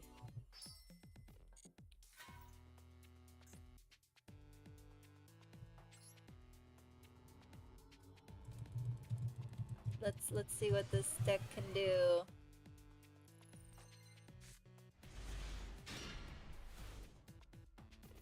What makes a Bee Trooper deck unique? Okay, many of the monsters are characterized by effects that support the development of their allies. Utilize the Bee Trooper token and get together 4 Bee Trooper monsters to call forth your trump card monster. You can aim to link summon a Link 4 Giant Bee Trooper Invincible Atlas, or if you have a Bee Trooper landing, you can try to fusion summon Ultra Bee Trooper Absolute Hercules. Another amazing name by Konami. Using 4 Bee Trooper monsters in your hand and on the field. How many words do you think they can fit in a title? Do they have limits? Do they set the limits for themselves? They'll be like, hey, we can only have like 6 words. Any more than 6 and we'll go crazy. We gotta push the big red button. Or are they just like, you know what? Go crazy. Let's put 20 words in the title. I don't know. I just want to know. How do they discuss that? Is that a meeting? Do they sit down in like their suits and stuff and discuss the limits? Is there a legal team for this? Do they draw out of a hat? And then they just put words together? Use your Bee Trooper cards to win the duel during this turn. Okay. Try summoning Bee Trooper Scout Buggy.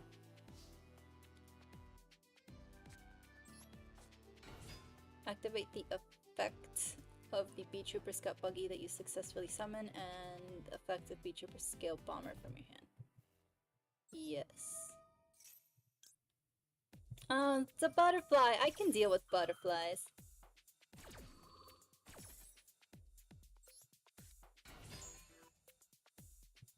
Okay. Use 2 Beetle Trooper Scout Buggy as link materials to link summon Beetle Trooper Armor Horn.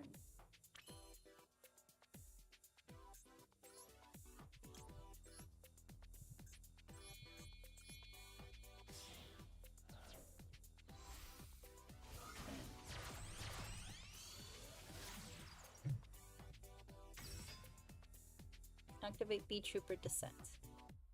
Oh, activate.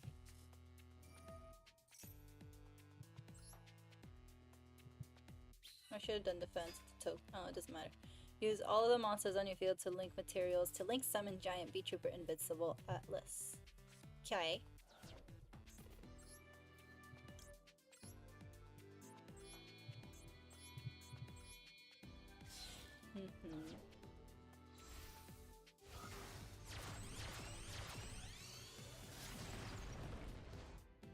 Boom. Get an insect type monster ready to tribute in order to activate the effect. Okay. Activate field spell. Got it. Activate the effect of the B Trooper formation and special summon B Trooper. Okay. You can special summon one monster from your graveyard with the effect of the formation. However, you will lose life points equal to the attack of that monster and you will not be able to attack with it. Okay. Well, if I gotta.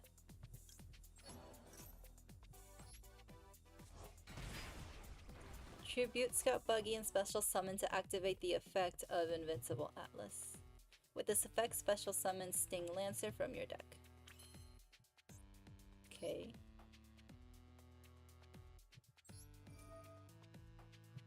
You. Okay. Boom. Special summon Sting Lancer will allow you to add a spell trap card from your deck to your hand. Activate that effect and add landing to your hand from your deck. Yes.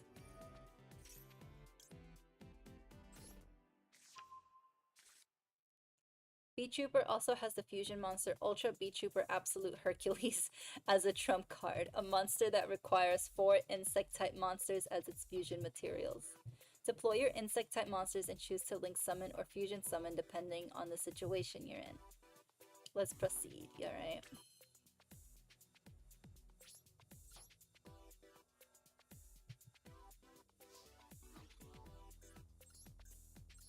Okay.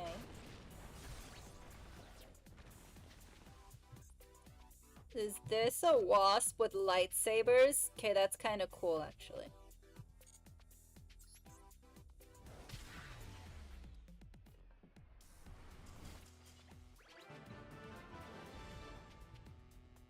Okay.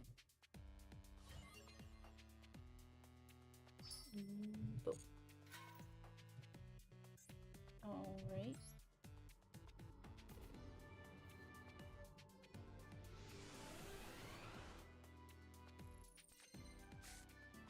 Oh, just give me all the trap cards, why don't you?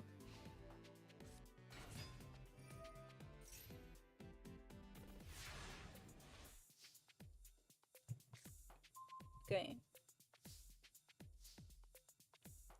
So what do you do? If an insect monster is normal or special summoned to your field, except during the damage step, you can special summon this card from your hand. When a monster your opponent controls activates its effect, you contribute 1 insect monster, destroy it. You can only use it once per turn.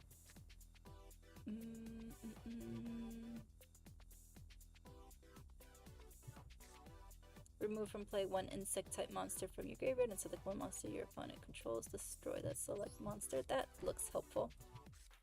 When your opponent activates a monster effect while you control a B Trooper monster, negate the activation, and if you do, destroy it. During your end phase, if this card is in your graveyard and you control an insect monster with 3,000 or more, you can banish 1 insect monster from your graveyard. Set this card. You can only use 1 B Trooper fly-in once per turn. Same thing. Tribute 1 non-token insect monster. Okay. Set y'all down.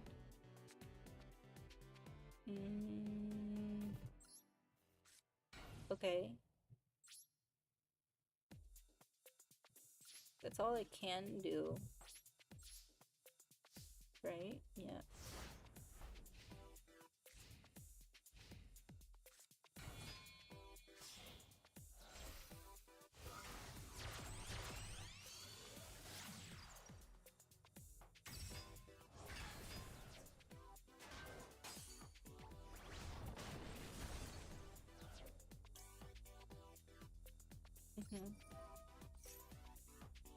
Select the cards to add from your deck to your hand. Okay.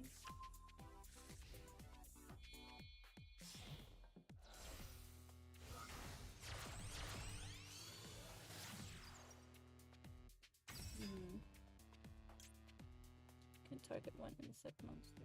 Okay.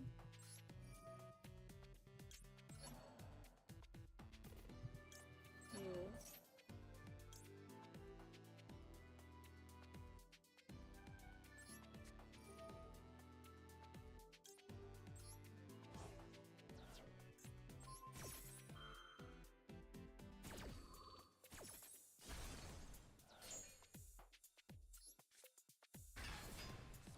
Okay. If this is normal or special summon, one spell trap from your deck to your hand. Okay. Let's see what spell cards are with this deck. There's Formation. Target one monster in your graveyard, special summon it. I don't have any more, but it cannot attack this turn. Also, you lose life points equal. Yes, I can't use that one anymore. One token, then if you control an insect monster with 3,000 or more, you're only 24.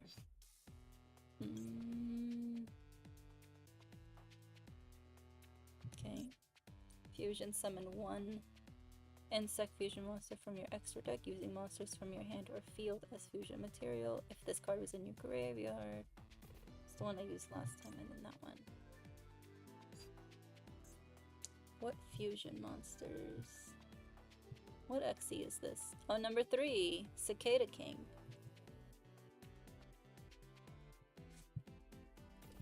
It won't be enough. Oh wait, I'm still seeing. It's only level 11, which I can't use. Oh, nope.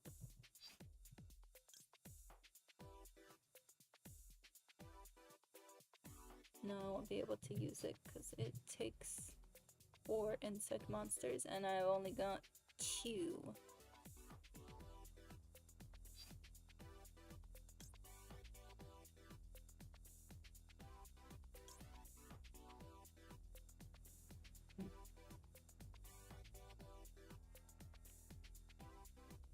Hold on.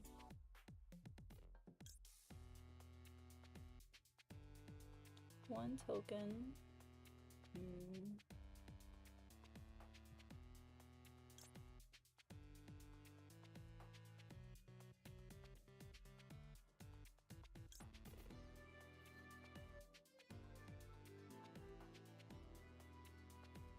Take this one for now.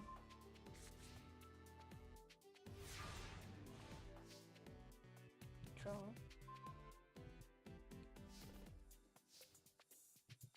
Tribute 1 insect monster, special summon 2 army ant tokens. These tokens cannot be tributed for a tribute summon. Okay.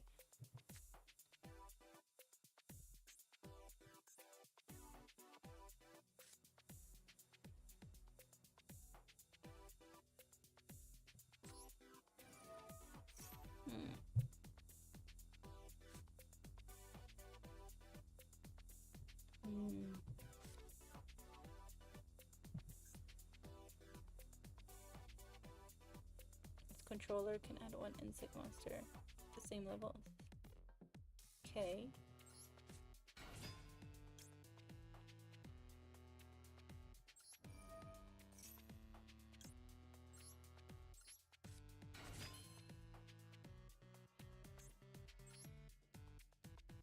What does King Cicada do? If this battle position of the card is changed, you can special summon 1 insect monster from your hand or graveyard in defense.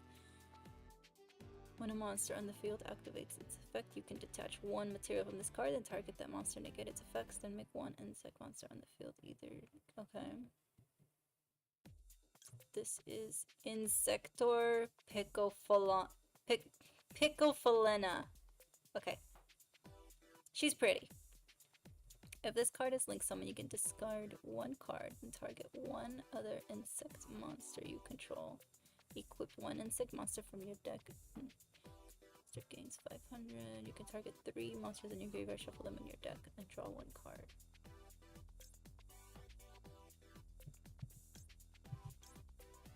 card points to a monster. Your opponent cannot target this monster for attack. You cannot special summon monsters except insect monsters. Okay.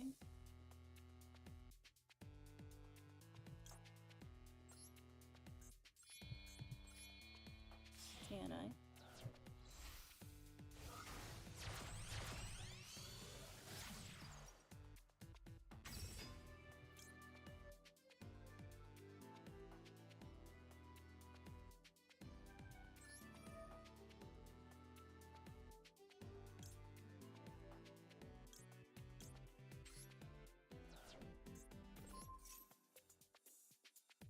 Ooh.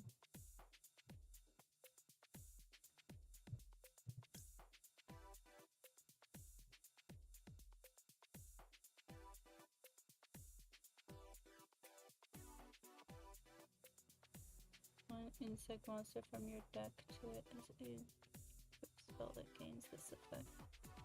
Okay.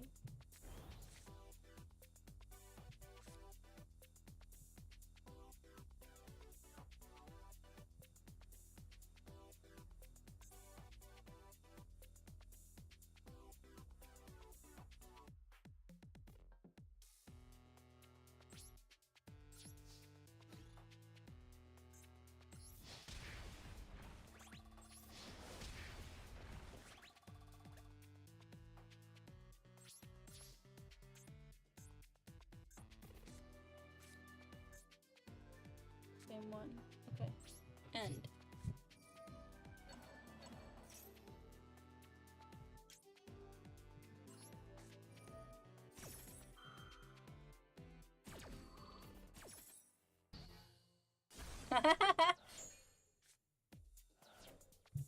Yes.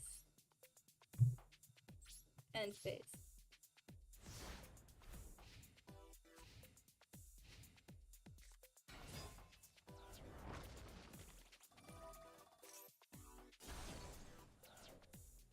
Okay.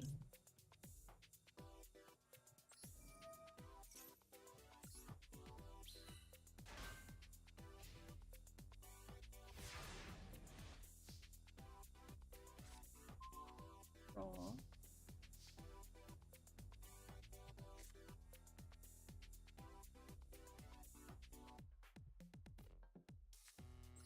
Shut you down because you saved my ass.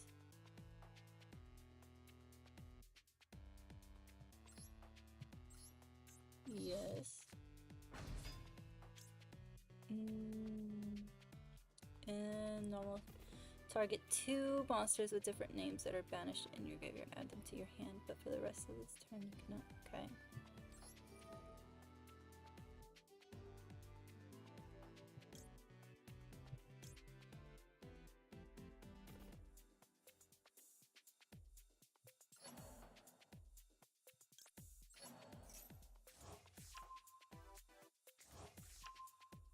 Okay.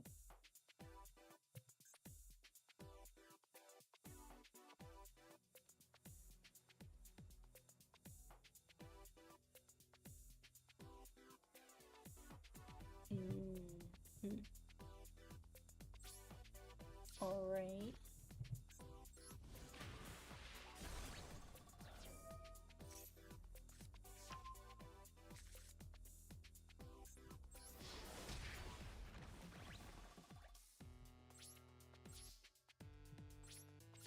I don't want to admit it. I don't want to admit it. I can't. I don't want to compliment bugs.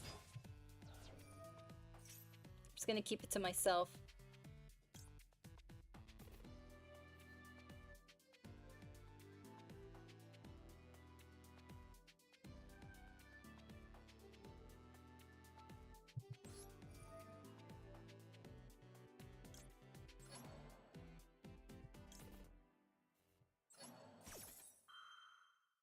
I won't say it. I won't say it out loud.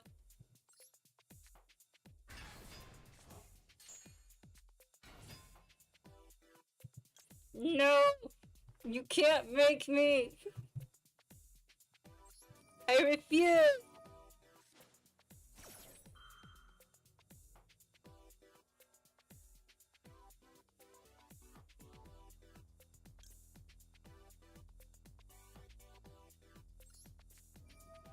Mm-mm. Mm-mm-mm-mm-mm-mm-mm-mm.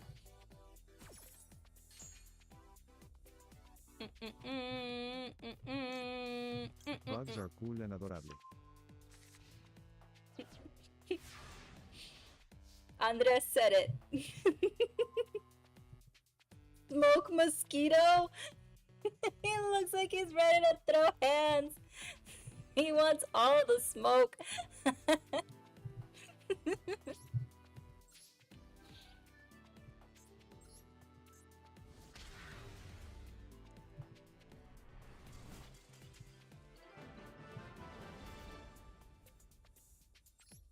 This deck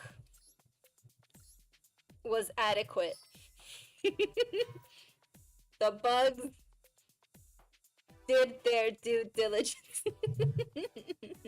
My god, this is torture. That's as close as a compliment as they'll get. Play.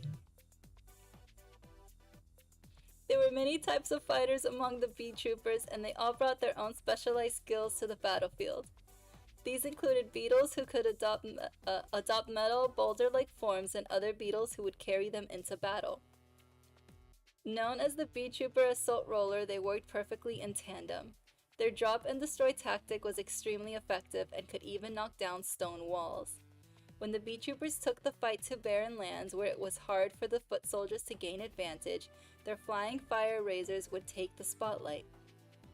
Bee Trooper Scale Bomber would scatter their flammable scales with lit torches, engulfing their enemies in a burning inferno. They would take the lead to bring chaos to a wide area of the battlefield. Any targets that were left would be mortally wounded by the poison spears of Bee Trooper Sting Lancer. As formidable as every Bee Trooper was, the most attention-grabbing forces would have to be their giant beetles. There was Heavy Bee Trooper Mighty Neptune, who devastated enemies from a distance with its cannons and ranged archers. And Ultra Bee Trooper Absolute Hercules, who obliterated all those that stood in its path with an energy blast powerful enough to raise the earth to nothing. And who could forget Giant Bee Trooper Invincible Atlas, a major key to the Bee Troopers' victories. When the Bee Troopers claimed another successful battle, the land they fought on would become theirs. Another area would be added to their ever-expanding territory of the vast lands and lush nature that they hungered for. And just like any other day, the Bee Troopers were off again to a new battlefield.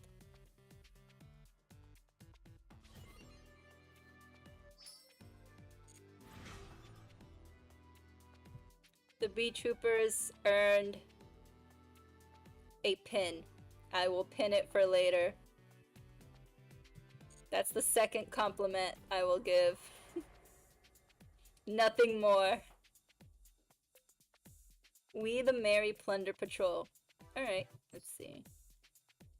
The Plunder Patrol pirates are adept at building ships to take out the sea. Get on board, hoist the sails, let's set sail in search of treasure. Okay. Many scenarios. Oh, scenario, practice duel. Okay. So this will be the last one for the night.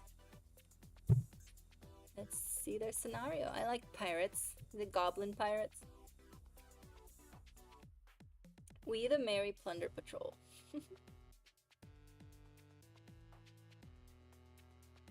This is the base of the Plunder Patrol, located in the port town.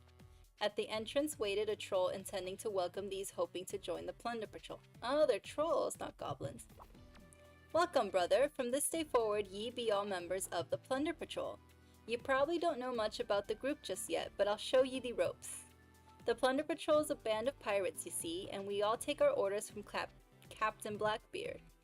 Now you might be thinking we're some no-good band. These guys got a Tsuchinoko art style monster. Ooh. So they're gonna be cute. Now you might be thinking we're some no-good band of brutes, but we ain't like that, I tell ye. Always a merry bunch, we sail the seas aboard our ship made like only we know how. We sail here and there in search of treasure.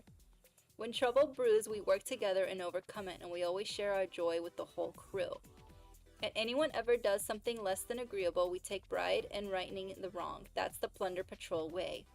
The captain's got quite the appetite, but his belly's a tiny thing next to his big heart. He looks squishy! He responds to the crew's selfishness with kindness. Even the wicked-eyed bird, Black Eyes, has gotten attached to him. Black Eyes does as the captain tells him. He'll guide the ship along its course or survey the surrounding waters. He may not look it, but he's another valuable member of the crew. Now I ought to introduce you to the biggest of names among the crew. First, you got Whitebeard, an engineer as experienced as they come. Ain't a soul who can maneuver the ship like he can. Yeah, One Piece kind of just implemented names to these faces to these names, I mean. So I can't imagine anyone else as Whitebeard. I'm sorry. I can't get it out of my head. All I can picture is the One Piece Whitebeard. But on rare occasions, and I do mean rare, you see, sometimes he'll steer us in plumb the wrong direction. That being said, he always gets us where we need to be when we need to be. It's a real head scratcher, you know? Then there's Redbeard, our navigator. He's a youngin', but he always keeps us pointing the right way. He's got a loose sense of time, but he's a leader respected beyond his years. And last up is Bluebeard, a mariner and a top-notch technician. He's always designing ships all the time, but from what I heard, he can make just about anything. If there's anything you need made, you can never go wrong with asking him. Okay. Scenario. Where are they going? Ah, that sounds like celebratory gunfire to me. The ship must be about to weigh anchor. That's always sure to boost the crew's morale. After setting a new ship out to sea, it's customary for the gang to let the girls sail to a place nearby. Like a little celebratory skip around the pond, you know. That there's Bluebeard's latest ship, the Liss. She's got loads of space for anyone on board, as well as a cargo to hold for bounties of treasure. A real beauty, ain't she? She ain't the only boat that stays afloat, but it don't hurt to know the best. That ship with the horns, the brand. She's nothing to sneeze at either. What with her speed and cannon power. If you're looking for a short trip on a sunny day, she's your gal. Best stuck up on fuel first along... Why can't I read? Don't answer that. Best stuck up on fuel first, though, with the way she guzzles it. Oh, that's specific. And then that black ship over there, the Moric. I think I'm having more trouble with this one than before. That's the one you look to if you need to sail under the cover of darkness. Not that it makes sailing a pitch black sea an easy task, just to be clear. Still best to work alongside other ships. Speaking of which, we sing out real loud like to let each other know our positions. You can't really go unnoticed in the dark if you're singing, right? Don't be such a Okay. Alright. Me sound this out. Curmudgeon.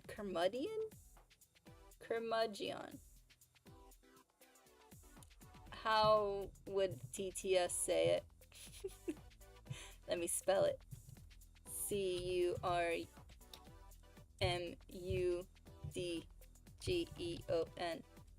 Andres, pronounce this for me. Curmudgeon. Okay. Sure, the sea can be a scary place full of all sorts of dangers, but still we go out to meet the waves, joyful as can be. And no matter how smooth the sailing, the captain's always got a plan B in case things turn sour. The captain cares dearly for his comrades, so he wouldn't do it any other way. By the way, we'll be here till the ship comes back to port. Always gotta make sure things are clean and ready for a feast. So there's plenty to do. Okay. I don't wanna work. If I gotta work to be a pirate, I don't wanna do it. I wanna be one of those pirates that just sleeps on the boat and enjoys the ride. Ooh, we're back on this field. Okay. The Plunder Patrol Fusion, Synchro, and Xe monsters have effects that help you keep the upper hand, such as by interfering with opponents and supporting the deployment of allies. They also have effects that can be activated even during the opponent's turn. As long as they are equipped with the Plunder Patrol card, be sure to take advantage of the effects of Plunder Patrol monsters that allow them to be treated as equipped cards. Cool! Synchros and Xes. I like those. Alright, you just skipped your entire turn. Draw. Plunder Patrol Party. Oh, party! Use your Plunder Patrol cards to win the duel. Okay. Try summoning Golden Hair, the newest Plunder Patrol. Oh, she's cute. Summon. You can special summon Bluebeard the Plunder Patrol shipwright from your hand when you have at least one Plunder Patrol monster on your field, excluding one with the same card name. Activate the effect of Bluebeard in your hand and special summon it. Okay. Activate. Got it. Use 2 monsters as link materials to link summon Blackbeard. Okay. You.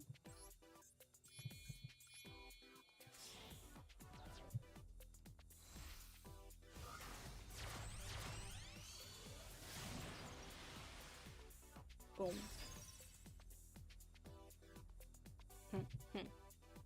You can activate the effect of Blackbeard that was sent to the grave, or Bluebeard that was sent to the graveyard from the field as a link material. Let's discard Plunder Patrol Party from your hand and activate the effect. Okay. Yes.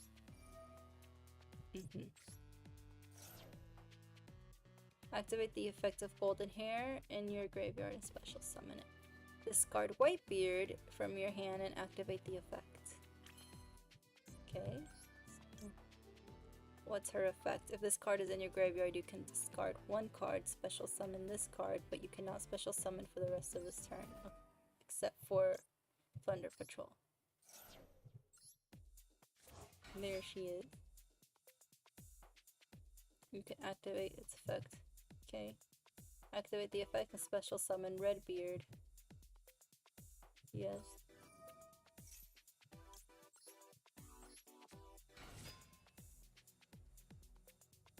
Synchro material. To synchro summon Plunder Patrol ship brand. Activate. 1, 2. Got it.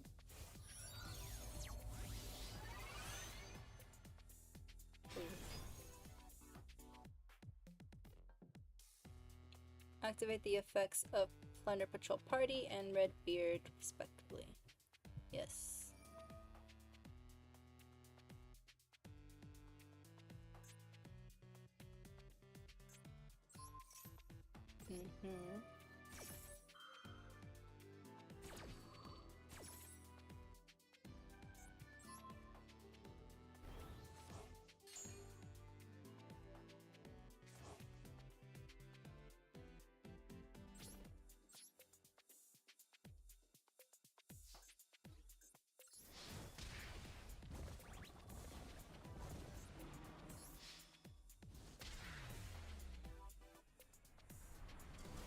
Okay.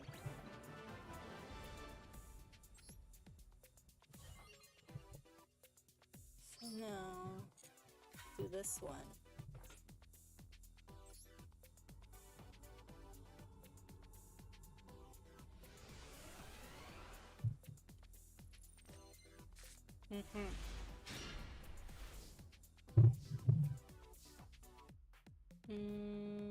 Who are you? You're Whitebeard. During your opponent's turn, you can special summon 1 Plunder Patrol monster from your extra deck with the same attribute as the monster your opponent controls or is in their graveyard. And if you do, equip this card you control to it. If this card is sent from your hand to the monster zone or monster zone to the graveyard, you can activate this effect. Special summon 1 Plunder Patrol monster from your deck except Whitebeard. Also, you cannot special summon for the rest of this turn. And this is Redbeard. Special summon 1 Plunder Patrol monster from your extra deck with the same attribute.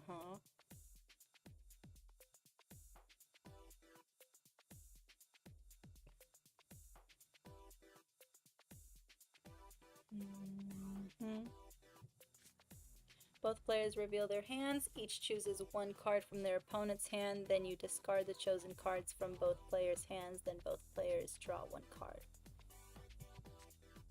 Emblem of the Plunderer. Equip only to a plunder monster. It gains 500 attack. Also, your opponent cannot target it with card effects. You can send this equip card to the graveyard. Special summon one plunder patrol monster from your extra deck with the same attribute as a monster on the field or in the graveyard. Then take the monster that was equipped to this card. Okay. And then the trap card, Plunder Patrol Booty. You can declare one attribute, then target one face-up monster your opponent controls. It becomes that attribute until the end of this turn, even if you... Okay. Is that you?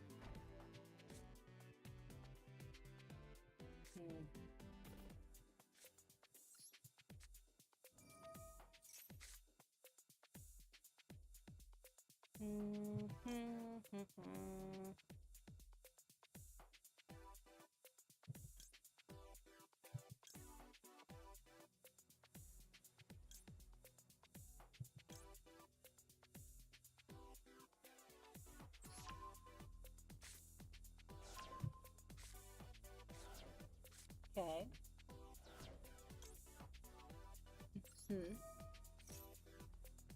Special summon from my deck. You are Black Eyes.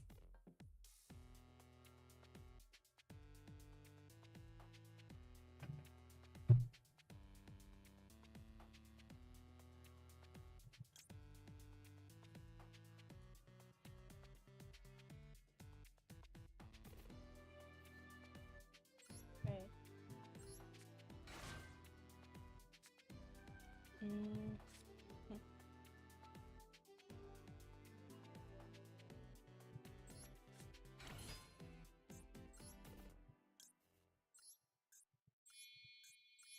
Okay.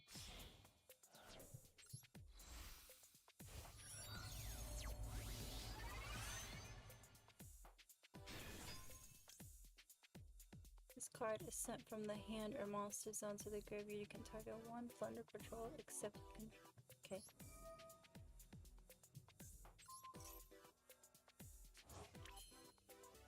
What's the other one?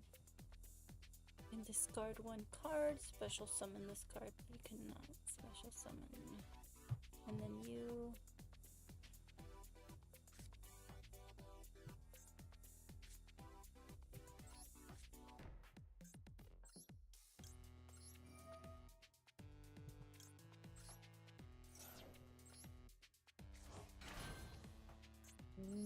No.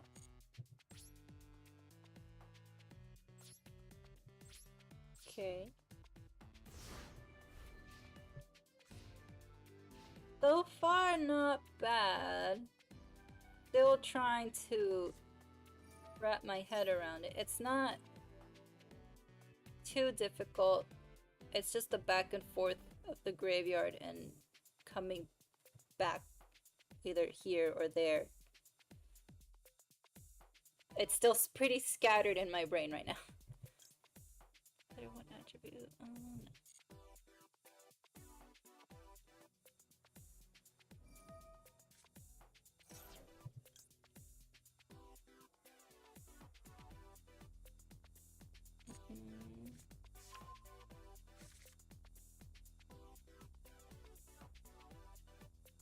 I want to see how it plays it.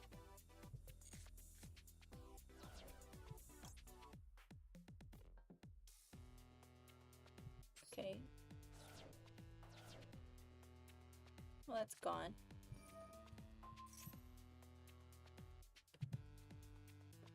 Yeah, so your opponent cannot target it. You can send this equip monster to the graveyard, special summon. Equip card. The equip monster.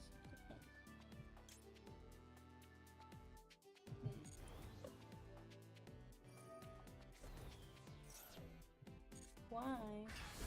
Oh, that's why.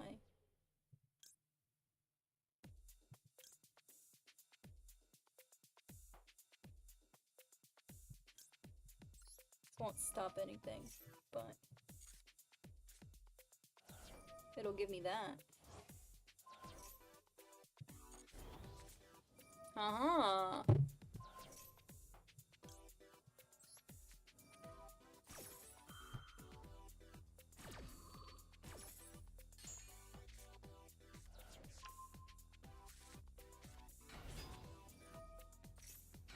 Whoa. Ooh. Okay. I see. Huh.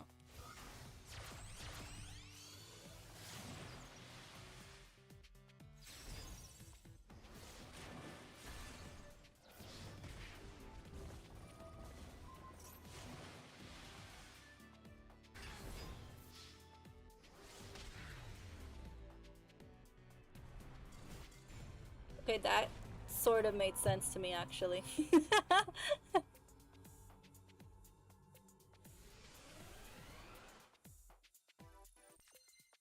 Trying to observe how it did it. It went a little fast, but what I could see was not too terrible. Okay. Activate. Gimme. Mm-hmm.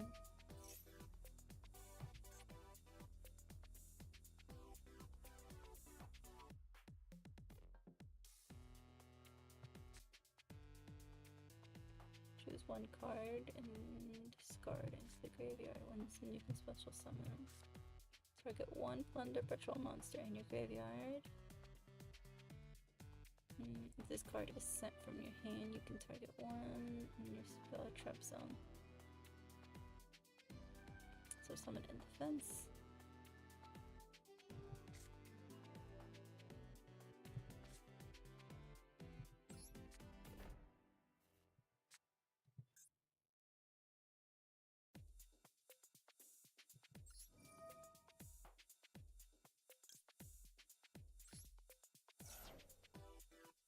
What do you do?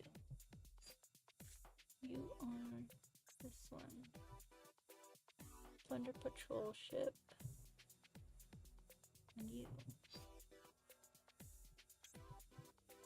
Special summon one plunder patrol monster from your extra deck with the same attribute as a monster. Okay.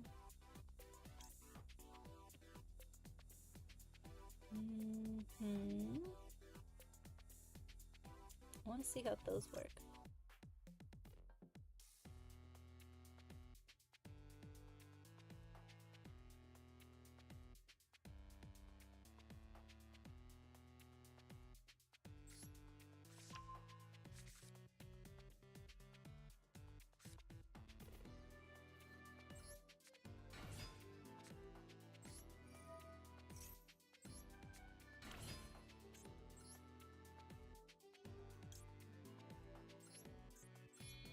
Okay.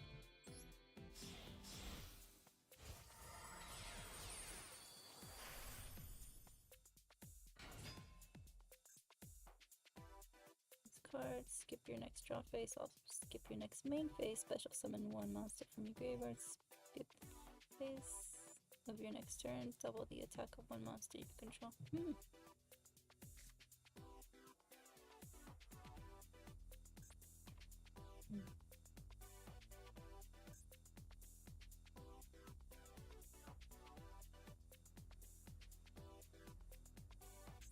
One monster from my graveyard.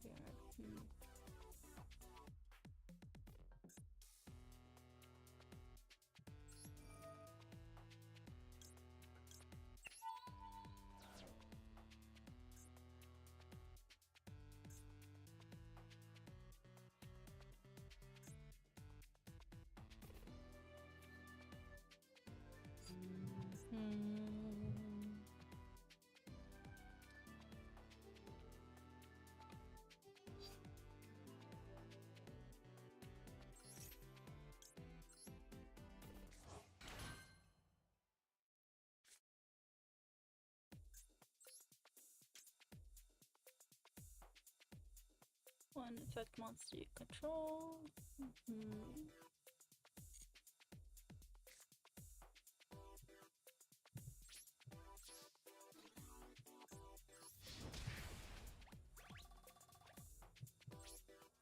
Okay. There were 3 famous female pirates, mostly India and Pacific Ocean. I've never heard of female pirates. Then again, I don't think I've ever really looked. But anytime I hear about famous pirates, they're all men. Don't do anything.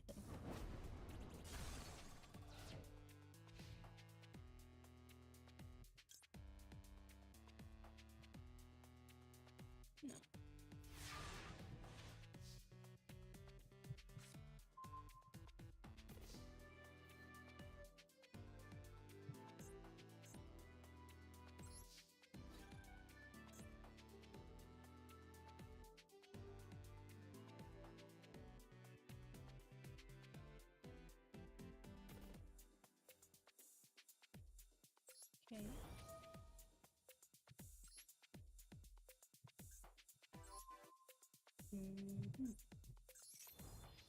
Yep.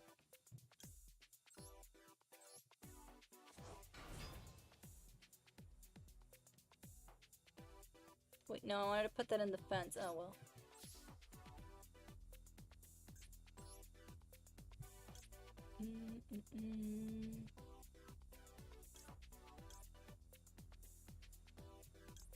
Discard 1 button patrol card and target effect monster your opponent controls. Banish it. Do this one.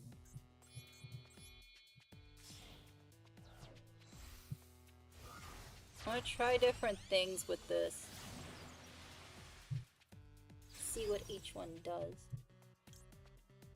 This card is sent from the hand where monsters are. Okay.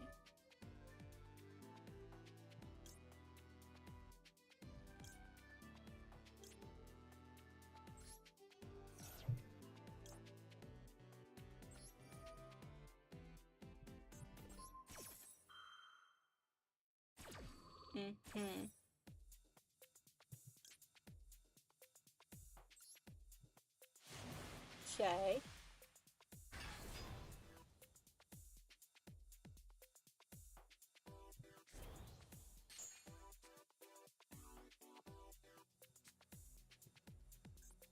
Add 1 card, add 1 Plunder Patrol card from your deck to your hand. Okay. I have 2. From my deck to my hand. Alright, let's see what else. Plunder Patrol Party. Pride of the Plunder Patrol. Another one of these. So in your graveyard. Okay. Send 1 other Plunder Patrol monster card from your hand. Special summon this card. If it's in your graveyard, discard 1 card. Special summon this card. Okay.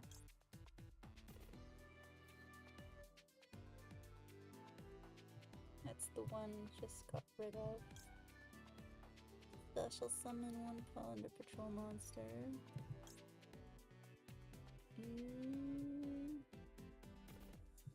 see what I haven't played with this one.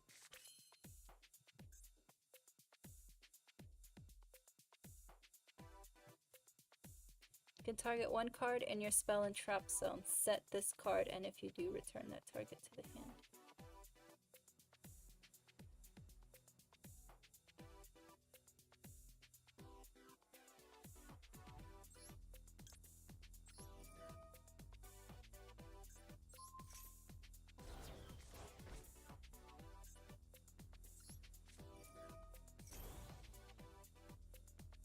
Okay.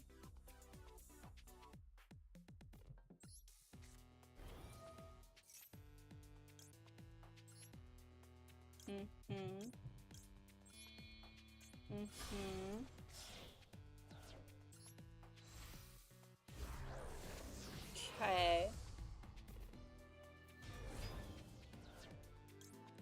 If this card is sent from the hand or monsters onto the graveyard, you can activate this effect. Special summon 1 Thunder Patrol monster from your deck, except Whitebeard. Also, not special summon. Okay. 2 special summon.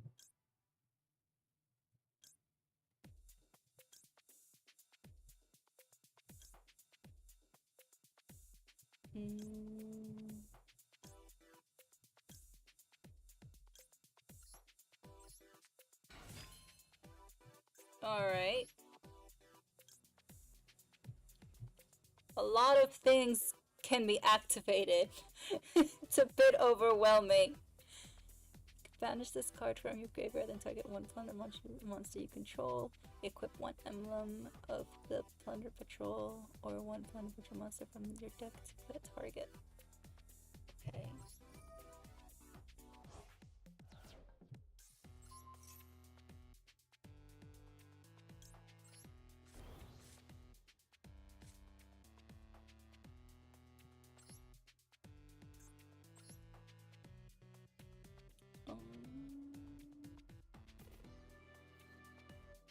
During the main phase, you can special summon one Plunder Patrol monster from your hand. Okay. Alright, I guess that's it.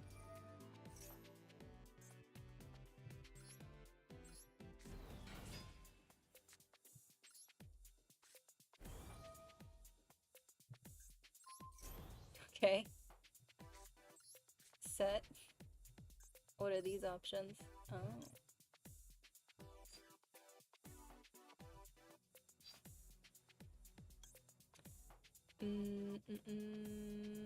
Affect monster. No. Okay.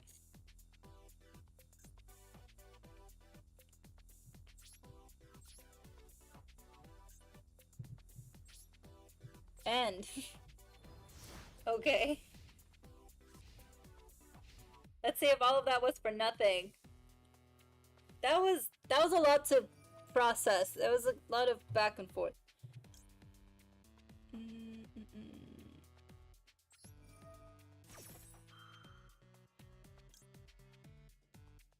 No.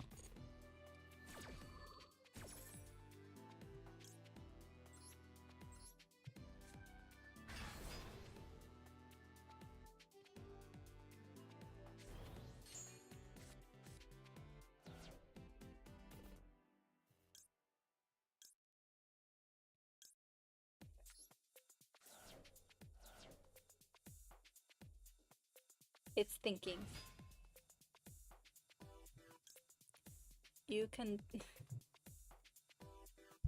discard one Plunder Patrol card that target one spell trap your opponent controls, banish it.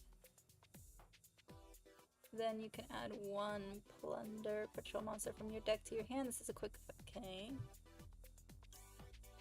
What is your effect? Like ships? Yes! I see the similarities! And just like being on a ship, I'm getting nauseous. During the main phase, you can special summon one Plunder Patrol monster card from your hand or face-up spell trap zone. When your opponent activates a monster, you can discard one Plunder. Okay.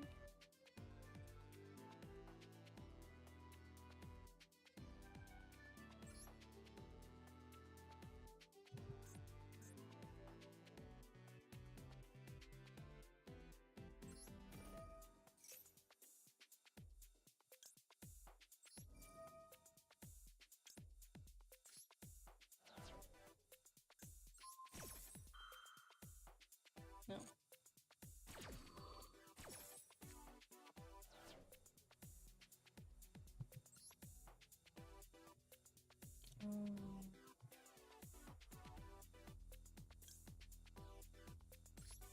Okay.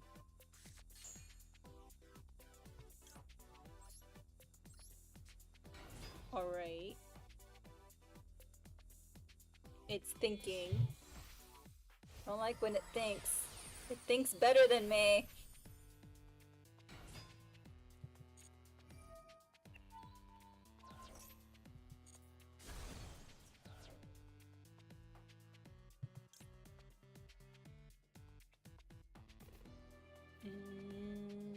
This isn't gonna stop anything.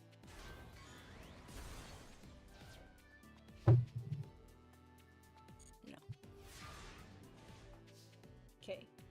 Draw. Card destruction. Okay.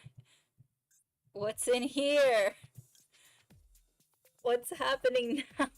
You can banish this card from your grave and target one plunder monster you control equipped. Okay.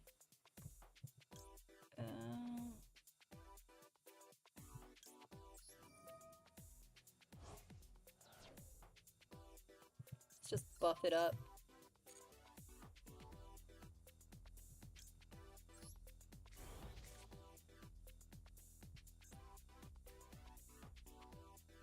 No. No.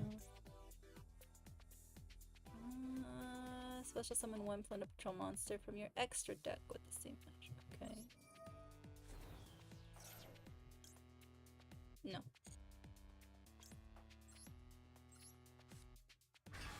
Okay.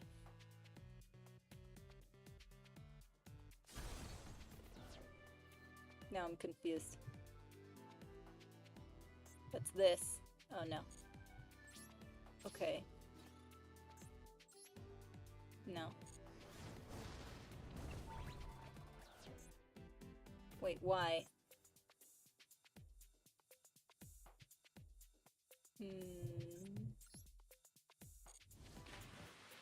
Oh, okay. No. Okay.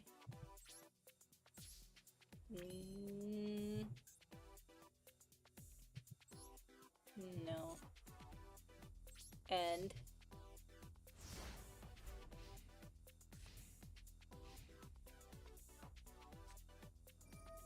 you control a monster special summon one level 4 or lower. Okay.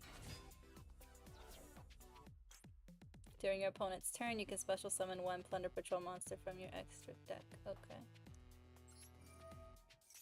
No.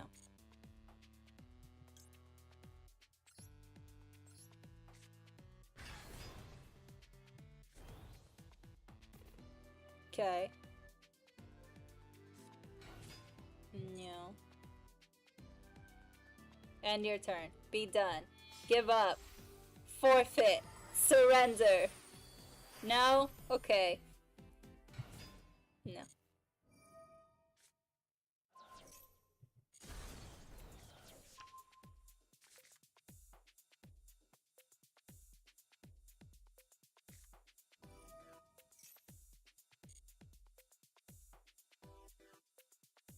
Be done. Stop thinking. Just be done. That would benefit me. And we can stop this whole back and forth.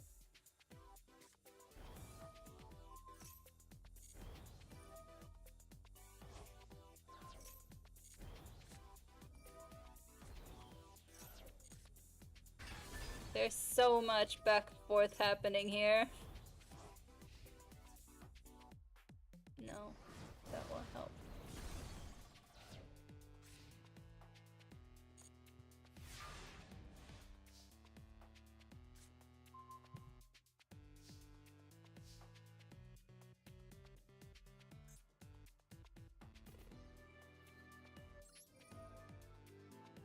Okay. No. From my deck to my hand. Okay.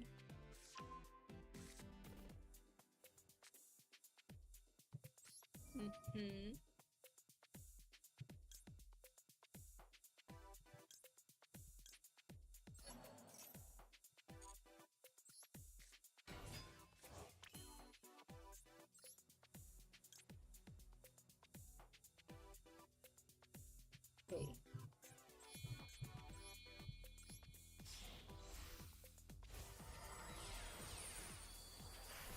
And use this one.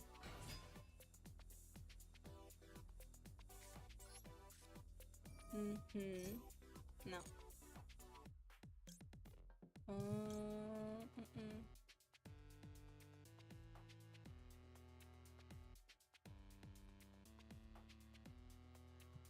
Okay.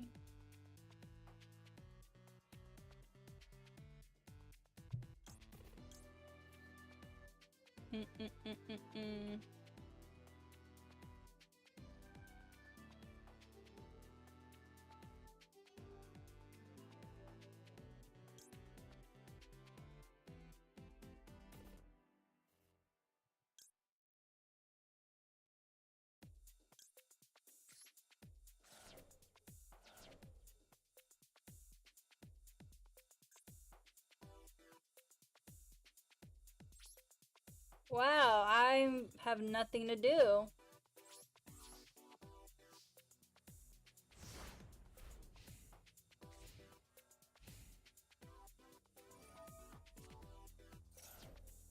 No, that's not gonna do anything.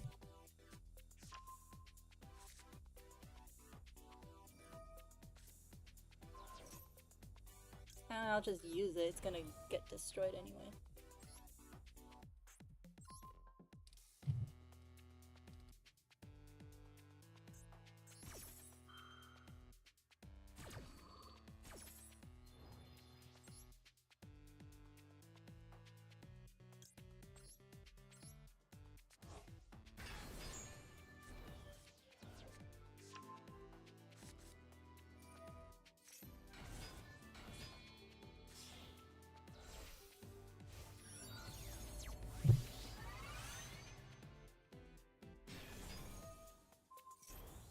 What is happening?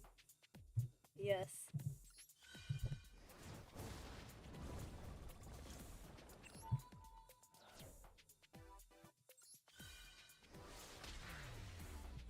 What is the point of the effect if it's not doing anything?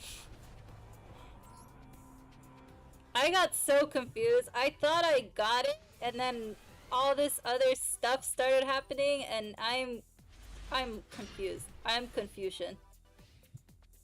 What's going on with this one?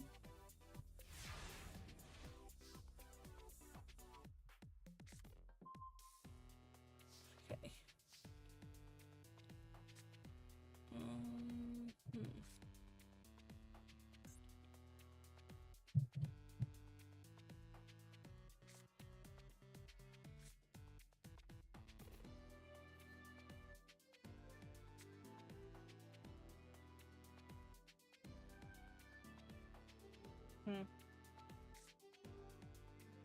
I don't know what to do. I'm still processing that last duel.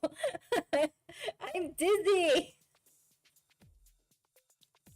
I need a second. I need to eat a cracker. There's my crackers. I'm gonna chew on something because I did not understand what just happened or why it happened. I thought I was getting somewhere. I thought I got it, and then I lost it. Okay, hold on. Something in my cracker. You're gonna be useless.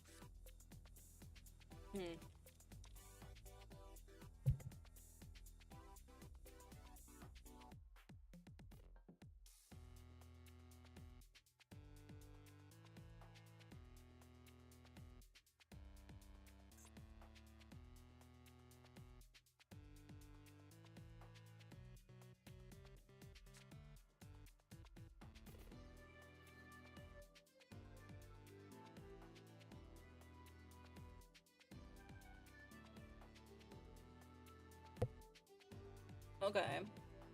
It wants me to destroy this card.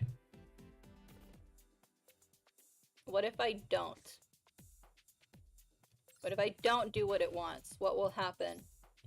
Let me see.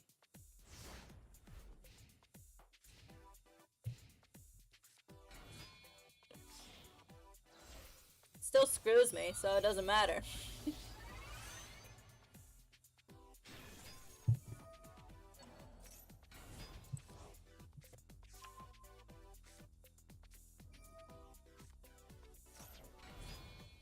Alright, well that answers that question. That's what'll happen. That's the what if.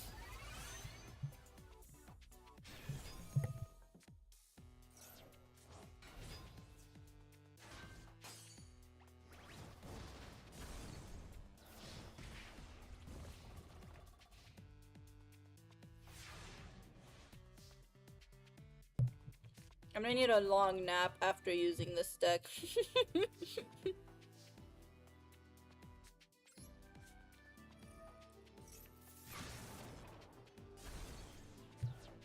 Alright.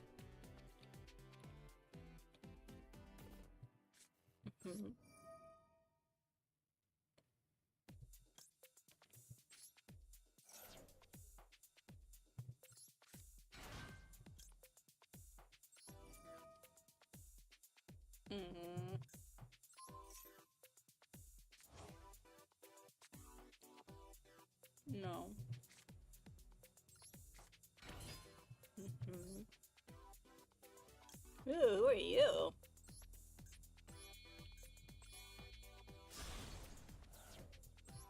Yeah, we're about to hit 3 hours.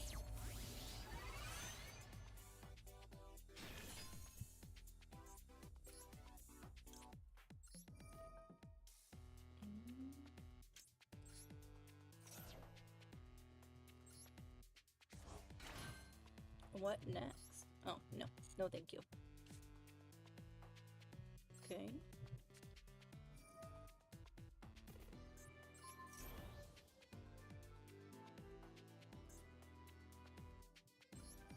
Mm-hmm.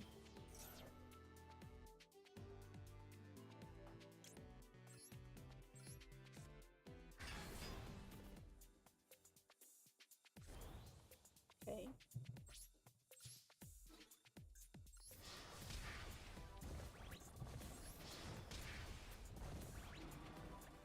I think the 2 games where I've like gone past my usual time is Yu-Gi-Oh! And Diablo.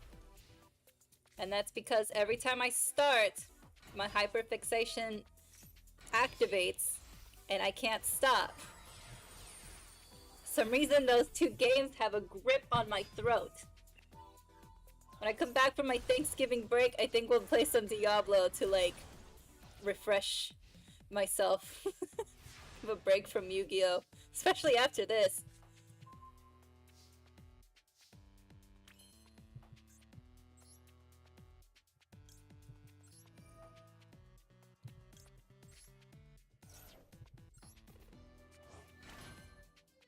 It's just gonna be that link summon, yes.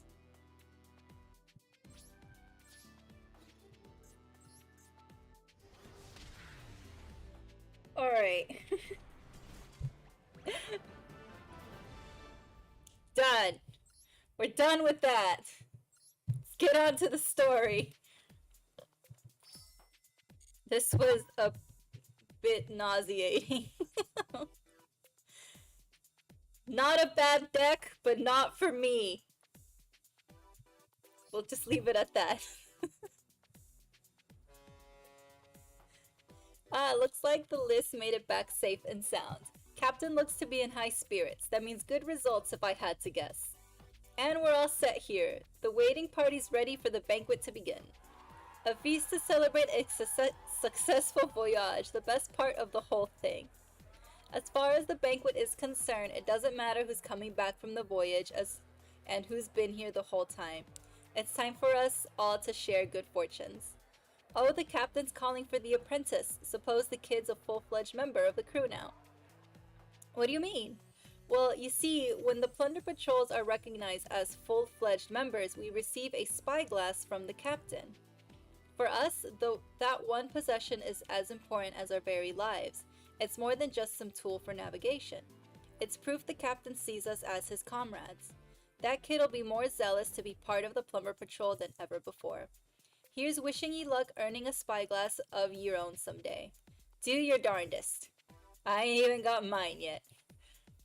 I don't think I want one, but thank you for the offer.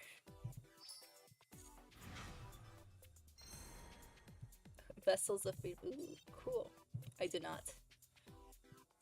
Okay. We're good for the night. Missions have more stuff to claim. Yes. Got it. Perfect. I got my rewards. We're done. We're done. I can't do that anymore. That was a good ending note right there with the plunder patrol. Like I said, not a bad deck. It's not for me. It doesn't sit well with me. Plunder patrol. I just gave my thoughts. That's it. It's just too much back and forth. Not even gonna touch that. I got excited at first because it was more synchros and Xyz, so I was like, oh, that I can do. But then just the bouncing and the moving and all of that, it was very dizzying. So I'm just gonna pass on that. The ones before that, let's see. I liked the Worshippers of the Sacred Phoenix. That was a good deck. I liked that one. So I'll probably have to look more into that, because there were some things that still kind of didn't make sense. The basics of it did, but not, it didn't all hit there, but I think that just, okay, that just comes with practicing and using it more. So that, I mean, that just makes sense. So I did like that one. Danger Files, not bad. But I do like the fun chicken deck. I like that one. The bugs, adequate. The bugs are adequate. I already said that there's no more that I'm going to compliment the bugs on. That's it. They get a note, they get a little pin. I'm gonna stick a pin in them. They're adequate enough. But I do like that fun chicken deck. I wanna look more into it, see if there's other gameplays that I can watch. I do like that one. But yeah, it was fun. I did like learning about those. I would have even attempted the patrol deck at all if it wasn't for this. So it was a good try. And yes, I definitely would not have opened a bug deck in my life if it wasn't for the solo mode. So I appreciate the attempt and the opportunity to use the bugs. And that is it. No, it be a clip. My only compliment for the bugs is if they weren't so creepy crawly. Made a video on them. Made a video. Nice. Oh, thank you for the sub. Thank you so much. I appreciate it. Thank you.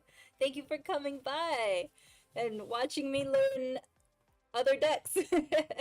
Trying to improve little by little, learn what will work for me. So I'm kind of piecing things together in my brain as to what I like and don't like. It's slowly coming together like a puzzle. So I like this. We'll continue it tomorrow. What's next after this? The Tribe of Abyssal Waters, Dream Domination, Dark Dead Vengeance. Ooh, Delightful Dwellers of Darkness. Legend of the Starry Dragon! We're almost there. Mutiny Mutation. Oh, it's the Mutant. Ooh, this one looks cool too.